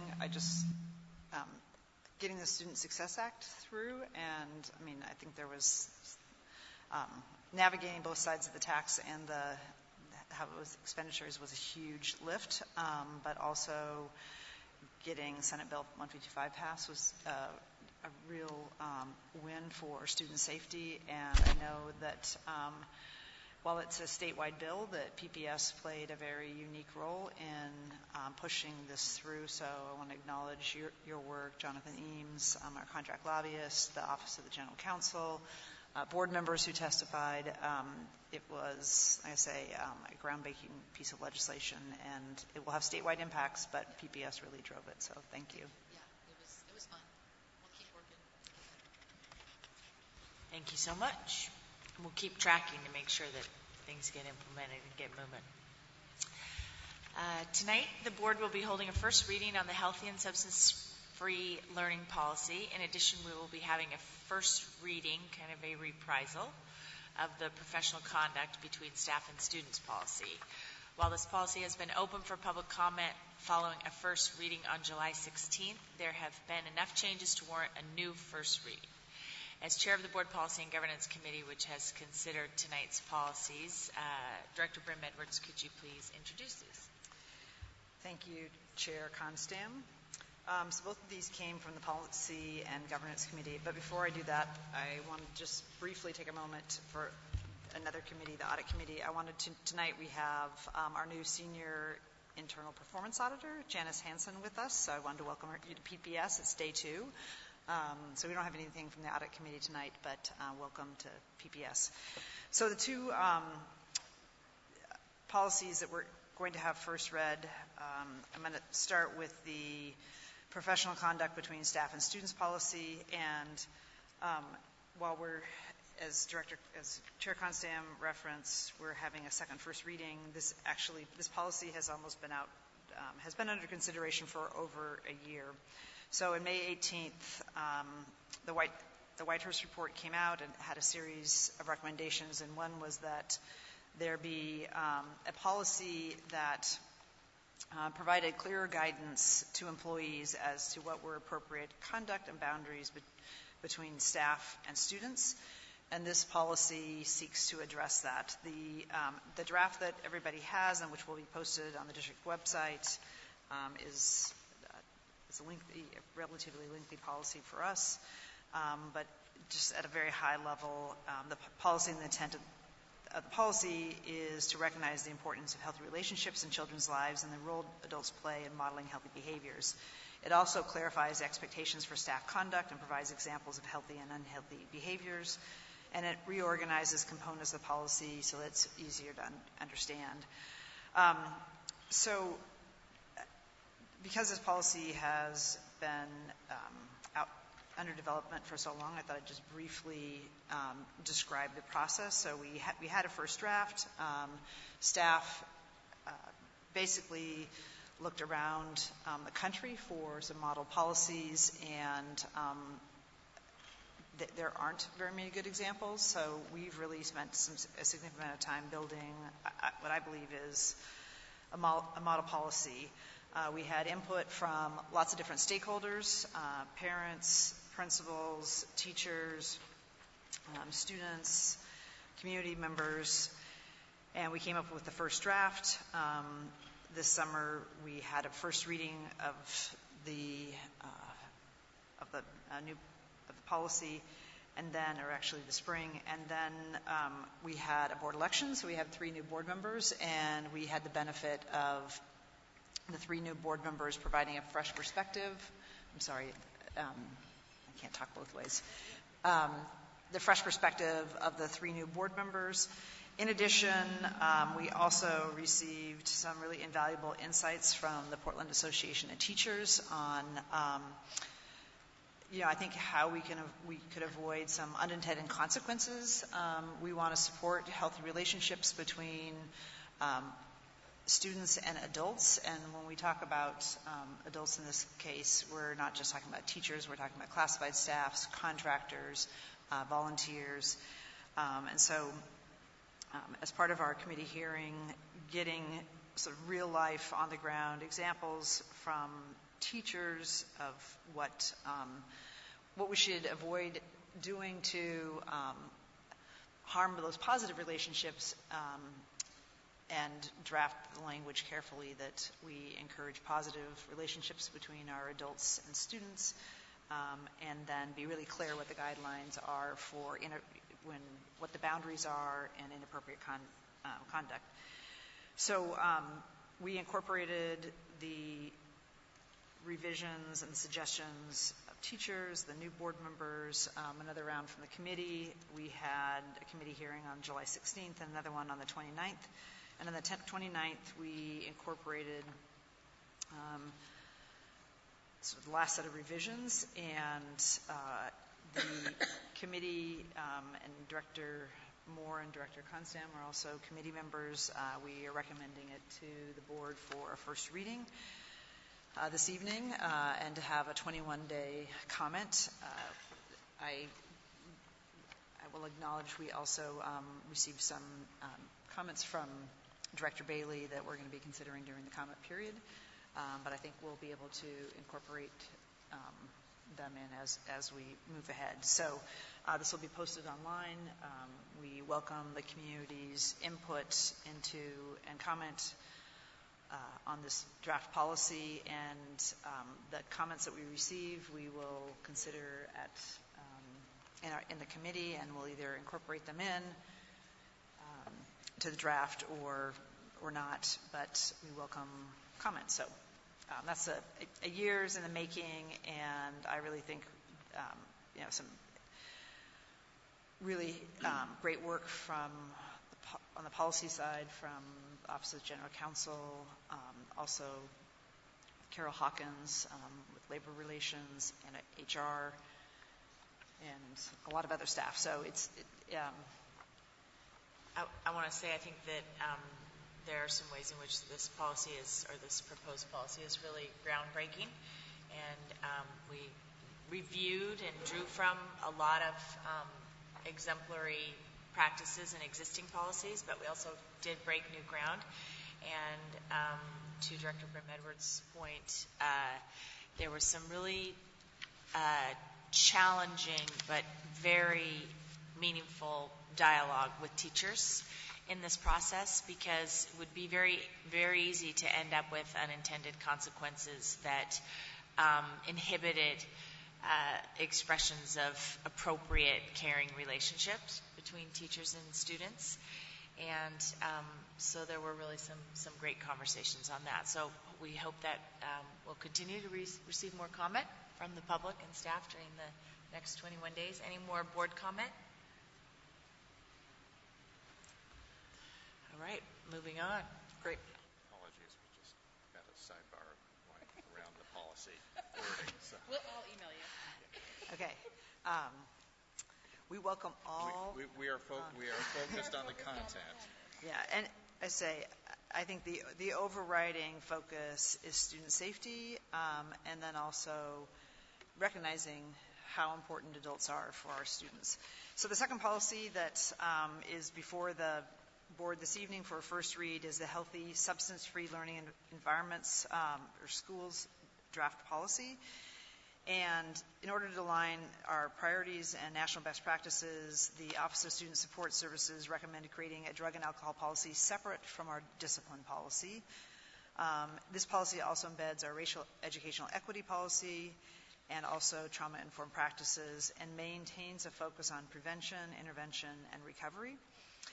And the draft is also aligned with the student conduct and discipline policy that we currently have under review, as well as the district's Recovery Education and Action for Healthy Living initiative. It's probably important that this is a brand new policy, and so there won't be a red line posted. It will just appear as if it's a new policy, because the whole thing is brand new. And I really want to thank Brenda Martinick and her team for bringing this forward. The district didn't have a drug and alcohol policy. Rather, the guidance for these types of situations related to drug and alcohol was embedded in an administrative directive, and we are pulling that out and really trying to emphasize a focus on the goal of intervening, educating, and supporting our students at the earliest signs of a problem, and we want to have a sort of culturally responsive, restorative support system for our students.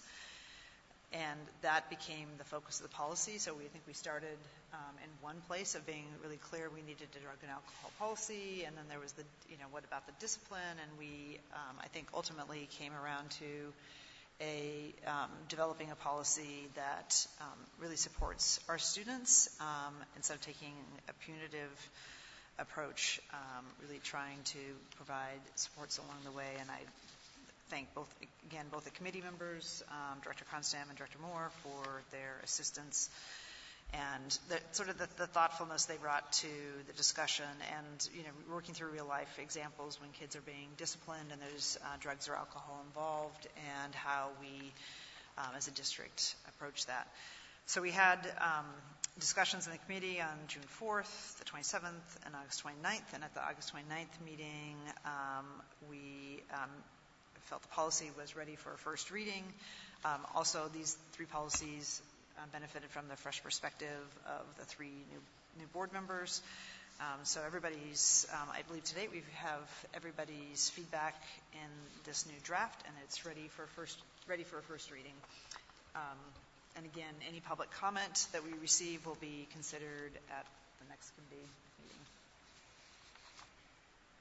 Again, just breaking some new ground and really genuine conversation about where we were trying to end up. Any board discussion? All right. So you paused too long. Darn, I hit my button. There's one the whole. Oh no, we're not doing commas. Yeah. I'll get you. Thank you very much. So actually, it's a great point, because I want to say that if people have non-material edits that you're seeing, like, hey, they forgot a comma, it's a colon, it should be a semicolon. Those are things that we can make. Those changes that we can make, and so please just send those, and we'll get them incorporated. Yeah, this is not non-material, but it's helping a sentence scan kind of thing. Perfect. We welcome your feedback as soon as possible, though. Is there a hard deadline for the edits? So, same as for the public. Ideally, if you have them, send them now. We'll get them incorporated, and so we can be prepared to move the policy. Amy, Director Constam, I would just like to comment that the line that says, if a student discloses prohibited substance use in the course of an investigation into a situation in which they are a victim or in a role of support for the victim, they shall not be penalized for that use and will be offered support and resources to encourage healthy choices. And I just so appreciate the district and the people who wrote this policy protecting students in that way, and I think it really shows what you were saying, Director Brim-Edwards, about putting student safety and well-being first, and that this highlights that culture shift from punitive to really trying to do what is best for students. So I appreciate the work that you have done on this committee in that regard. I'm really glad you brought that up, because that specific piece of this policy speaks to the very constructive dialogue that we as a board have with our parent community and our student communities. That line came out of students coming forward and relaying specific incidents where that has occurred, where there hasn't been a punitive response to a student who comes forward to support a friend. And so you can't sit in a room and try to generate all the hypothetical situations, but when the community comes forward and really shares their experiences in our schools, that's what's most important for informing the work. I would also say on both policies, I mean, I look down on either side of the board, and we have probably over 100 years of sort of parenting experience among us. And so when we were doing things like talking about group texts in the professional conduct policy, and sort of how that plays out if you're a parent of a student who plays sports, or in this particular case, if you've ever had your child in a disciplinary process. I think there was real value to get people, the perspective of parents from board members incorporated into our policy, because I think we've all lived in various ways some aspects of these policies, and so thank you to board members for lending us your wisdom and expertise that comes from being parents. Source of these gray hairs. We're going to fix that. These next couple of items are just a couple of housekeeping pieces that relate to our board governance, and we have really made a commitment collectively as a board to get better at getting better and to intentionally focus on some of our governance practices. So the first one is a board self-evaluation template. So everybody received a copy of the Oregon School Boards Association template for board self-evaluation. And this is not a practice that the PPS board has had in place for as long as anyone can remember, but it is certainly recommended as a best practice. So this is just for everyone to consider whether we want this to be the template that we use. I don't know if people have already had a chance to review it and want to share any thoughts now, or if not, just bring those thoughts forward in the coming weeks. We just wanted to introduce that, yes, we do want to implement this, and we won't actually conduct it until the spring, so that we can be somewhat linked to the evaluation process for the superintendent, and we're looking at those things at the same time. So please give it some thought, and we certainly have some flexibility about what we want to do. Chair Constam, is there a timeline to adopt? I think one of the things that came up when we talked about goal setting was it was nice to have a clear process. Yes. So is there a timeline or a strategy of how do we want to adopt this and when, so that it's helpful to know what we're being evaluated on, so we can be sort of looking for that as we head towards the spring? So nice segue to our next item. And if there are any other, go ahead. If you have another comment on the template, go ahead, and then I'll answer your question, Ailey. Yes. So I guess I had a question about that we did have another potential template. So this is one model, and it tracks in some ways with some of the OSBA's superintendent evaluation template, but we also had the one that AJ shared with us that is much more really hyper-focused on student performance and how a board supports student performance and puts it at the center of the work. And it's a very different model evaluation tool than this, and so it seems like this is one model, that's another model. You could do a hybrid, but I thought a year ago when we or not even a year ago, we sat at the retreat and we talked about making the big pivot to really focusing our board meetings and our work more on student performance. That I guess what you measure, you do. So if we wanted to think about our work more focused on student performance, we might want to look at a different metric. This is a more, and there's nothing wrong with this. It's more traditional, and it's comprehensive and on many fronts. And the other one is very non-traditional and like I say, hyper-focused. So I just think it's worth a discussion on which route we want to go. Remember the chart? So, Ms. Powell, let's recirculate the template that Director Brim-Edwards is referring to, and then just bring forward thoughts, please, to me and to Julia, and then we'll have another discussion.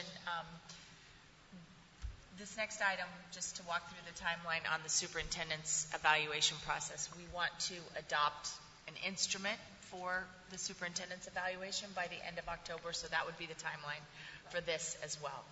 So again, any other examples that people have, or even just philosophical approaches to how we want to go about this, are welcome and solicited. I just have a question about the process. Are we, the seven of us, doing our own evaluation and averaging? Are we doing this exercise together? How are we going to make decisions on where we land with the I think that's to be determined, and it depends somewhat on the instrument that we choose. But we'll certainly have a work session to go through what our responses have been in the spring when we do it. First, now we're deciding, what do we want to hold ourselves accountable to? Any other thoughts on that? This is a collective process, so we get to decide how we do it, each and every one of us. I think I'd like to give it some thought, but I just went through a process this afternoon where we were evaluating a list of proposers, and there were 7 people in the room, and we started out using averages, and then we moved to different kind of decision-making models. So I was curious about if we had a process already in place, or are we able to determine how we're going to proceed? We do not, because we have not done this before.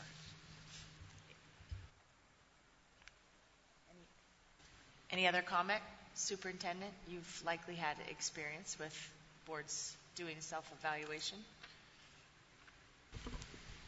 I think one of the reasons that a lot of Oregon school boards use the OSBA template is because it talks about many of the standards they refer to that school boards typically are demonstrating in their role. So even though one of the standards includes accountability and performance management for student accountability and achievement and outcomes, it also talks about some of the other ways that a board can demonstrate its leadership in the community, for instance. So I think they're all worthy of discussion, along with other exemplars out there. I think everyone realizes the important thing is to agree on holding itself accountable for priorities it's outlined and an objective way to measure against that. Thank you. So the next item is just a brief discussion of developing an evaluation template for the superintendent's evaluation. So we have 4 board members who have done this before, 3 board members who are new. I think it's safe to say that all 4 of us would say we want to improve on our process from the last time and improve on our evaluation instrument from the last time. I don't think we were satisfied with exactly how that went, so we're delighted to have an opportunity to improve. I've asked Director Scott if he would be willing to lead this process for the board in terms of looking at best practices and making recommendations about an evaluation instrument, and then this will coincide with the process of the superintendent doing his self-evaluation. But in the past several years, actually, since you've come on board, Superintendent Guerrero, our adoption of an evaluation instrument has been quite late, and so you have been through the better part of a school year without knowing exactly what you were being evaluated on, and I think we all recognize that that's not best practice. So our intention is to make sure that we reach consensus about our evaluation procedures and instrument by the end of October. And this it is not a coincidence that this is coinciding with us landing our conversation on our board goals, which we also will are planning to adopt on October 15th. So we'll have one more open board discussion on September 23rd about our board goals, and then in some form or fashion, those will be reflected in what we arrive at as our template for evaluation of the superintendent. So again, asking board members with thoughts about that process to reach out to Director Scott. And in the meantime, I think we'll be sharing some examples and maybe articles on best practices there that help us all. So just to clarify, when is it that that we have identified a date to adopt the instrument? So in Guadalupe, in the superintendent's first year, we did adopt something in early September. I mean, it was the start of the school year. And so, yeah, I'm sorry. I can, yeah, I don't know what it is. I'm wanting to know the dates so that we can map back to, well, if we're going to adopt the instrument on X date, then what date are we going to have, like our board meeting discussion about it, so that we can get an instrument in place. So it would just be useful to get it sketched out and to make sure that we actually have a time on a board agenda to have a full discussion about it versus offline. So I think we would look to adopt it at our last meeting in October, so that's the 29th, which is after our adoption of our board goals. If that seems reasonable, just 2 weeks hence. And then, again, just still beginning to figure out what this process looks like, but certainly would have one more opportunity for board discussion between now and then. Does that sound reasonable? I'm sorry, the 24th? The 29th. So the 15th? The 15th is when we adopt our board goals. And so the next meeting after that is October 29th.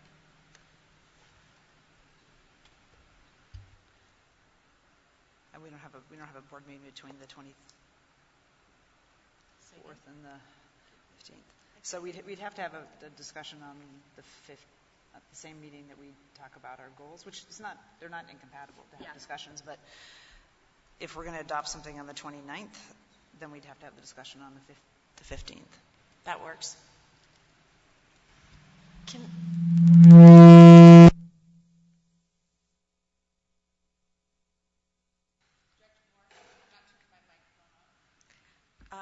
Sorry about that. Are we going to have a retreat? Because it seems to me this might be a good topic for a retreat. I'm a little concerned that we're going to try to talk about some pretty complicated things during a regular board meeting where the time is going to be pretty short.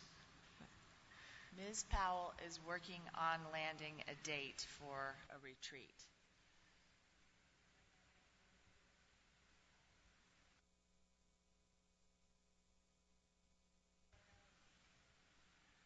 I think what you said is right now we have November 5th, but she's looking at trying to move that up, trying to find a date when we can move that up.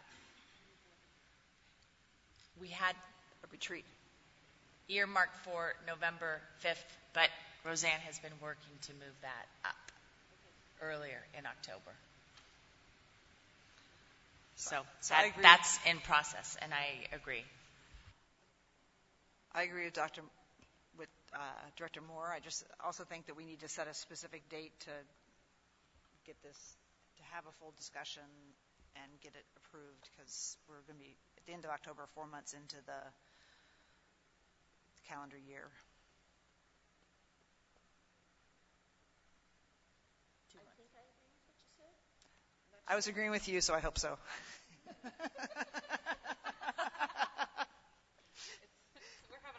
To date myself, this is like Get Smart and the cone of silence. And ideally, these processes coincide, fairly well with our school year, which is our expectation of delivering the evaluation at the very end of the school year, right now slated for June 23rd. Did you have something you would like to add? I just can't hear you guys. Oh, okay. I can't hear Scott, and he's next to me. So I don't know if it's the microphones or me. So working on scheduling a time for, broader conversation, but this is just in the housekeeping department of goals, self-evaluation, superintendent evaluation, and we can commit to getting something out in the next week that lays out a confirmed schedule. Work plan? Work plan is one of the topics for a board retreat after we have constituted our board committees, which we just passed, and can start to contemplate what those agendas of each of those committees look like. Any other comment? All right. Thank you so much.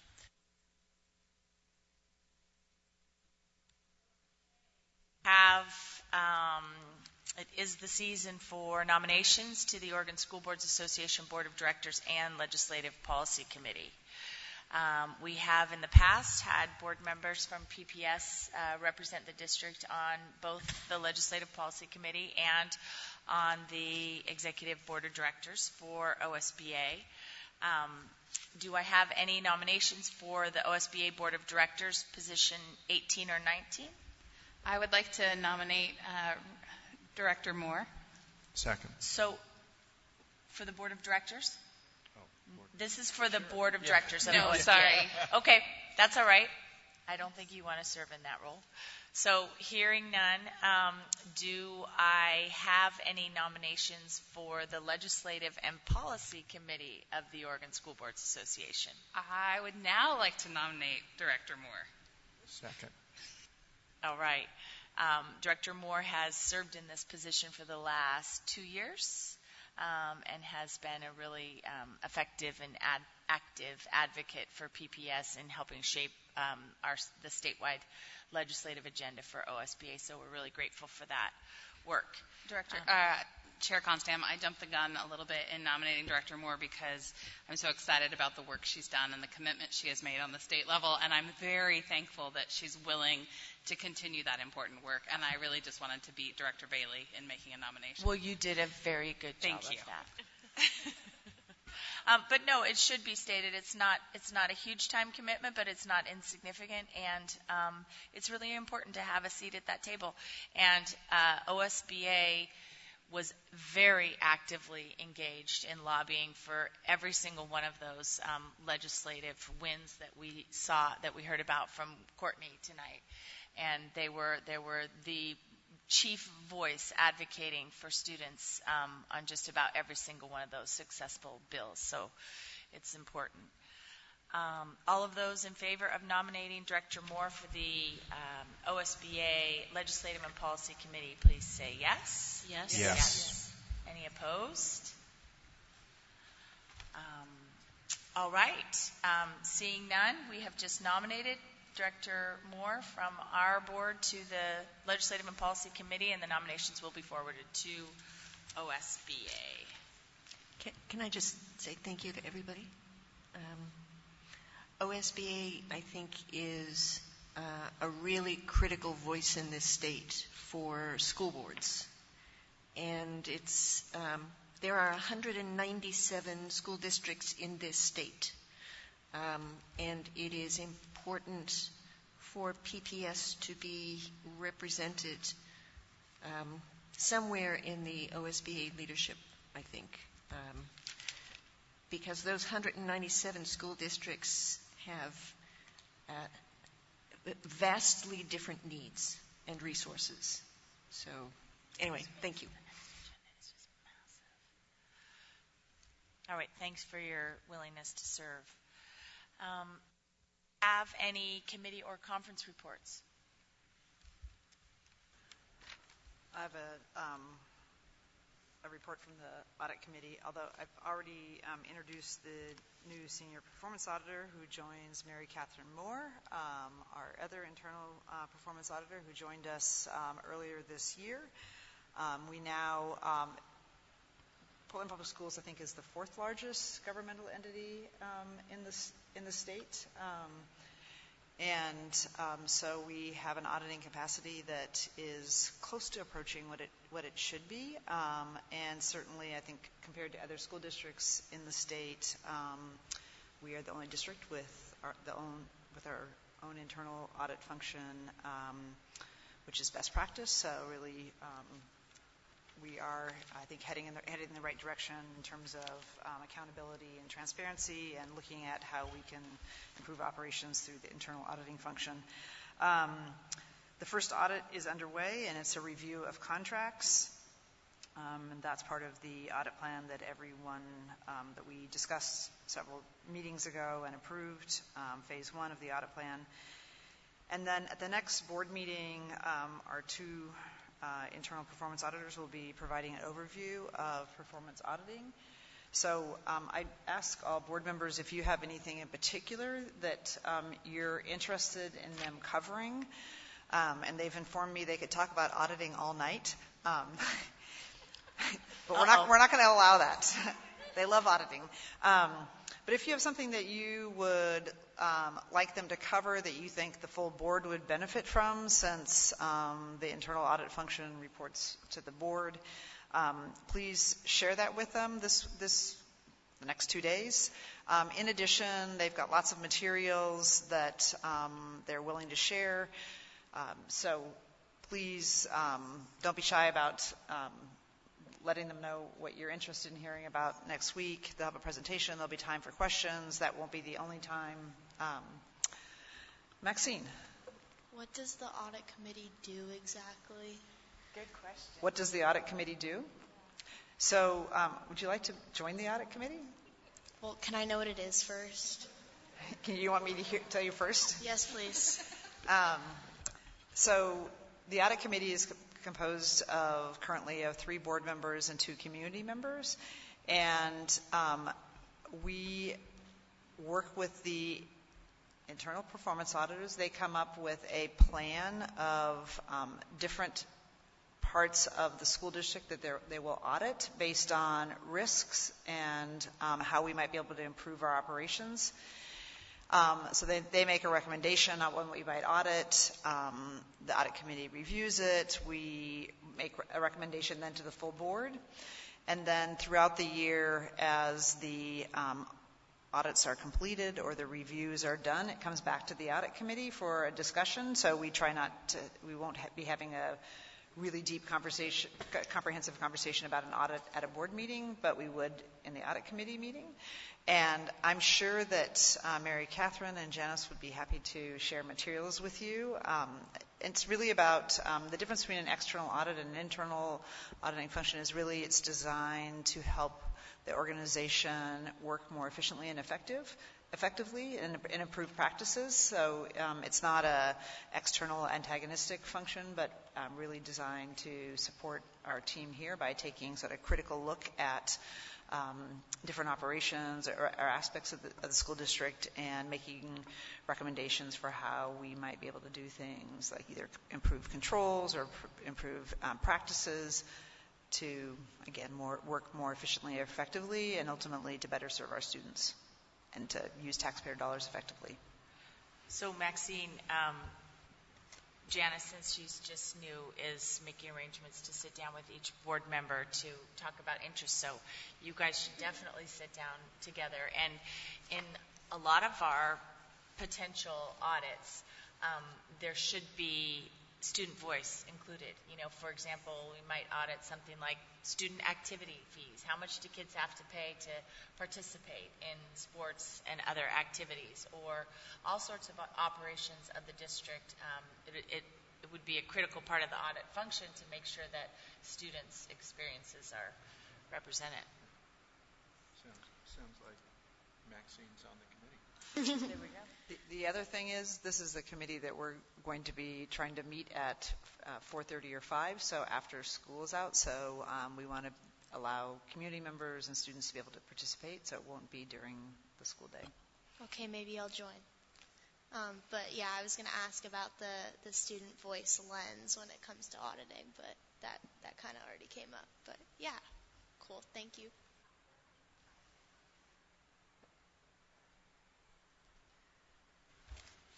All right, do we have any other board or committee or conference reports? All right, any other business of the board? The next meeting of the board will be held September 23rd, 2019, back at the BESC, which will be a Monday instead of a Tuesday evening. This meeting is now adjourned. Thank you for joining us at Grant High School.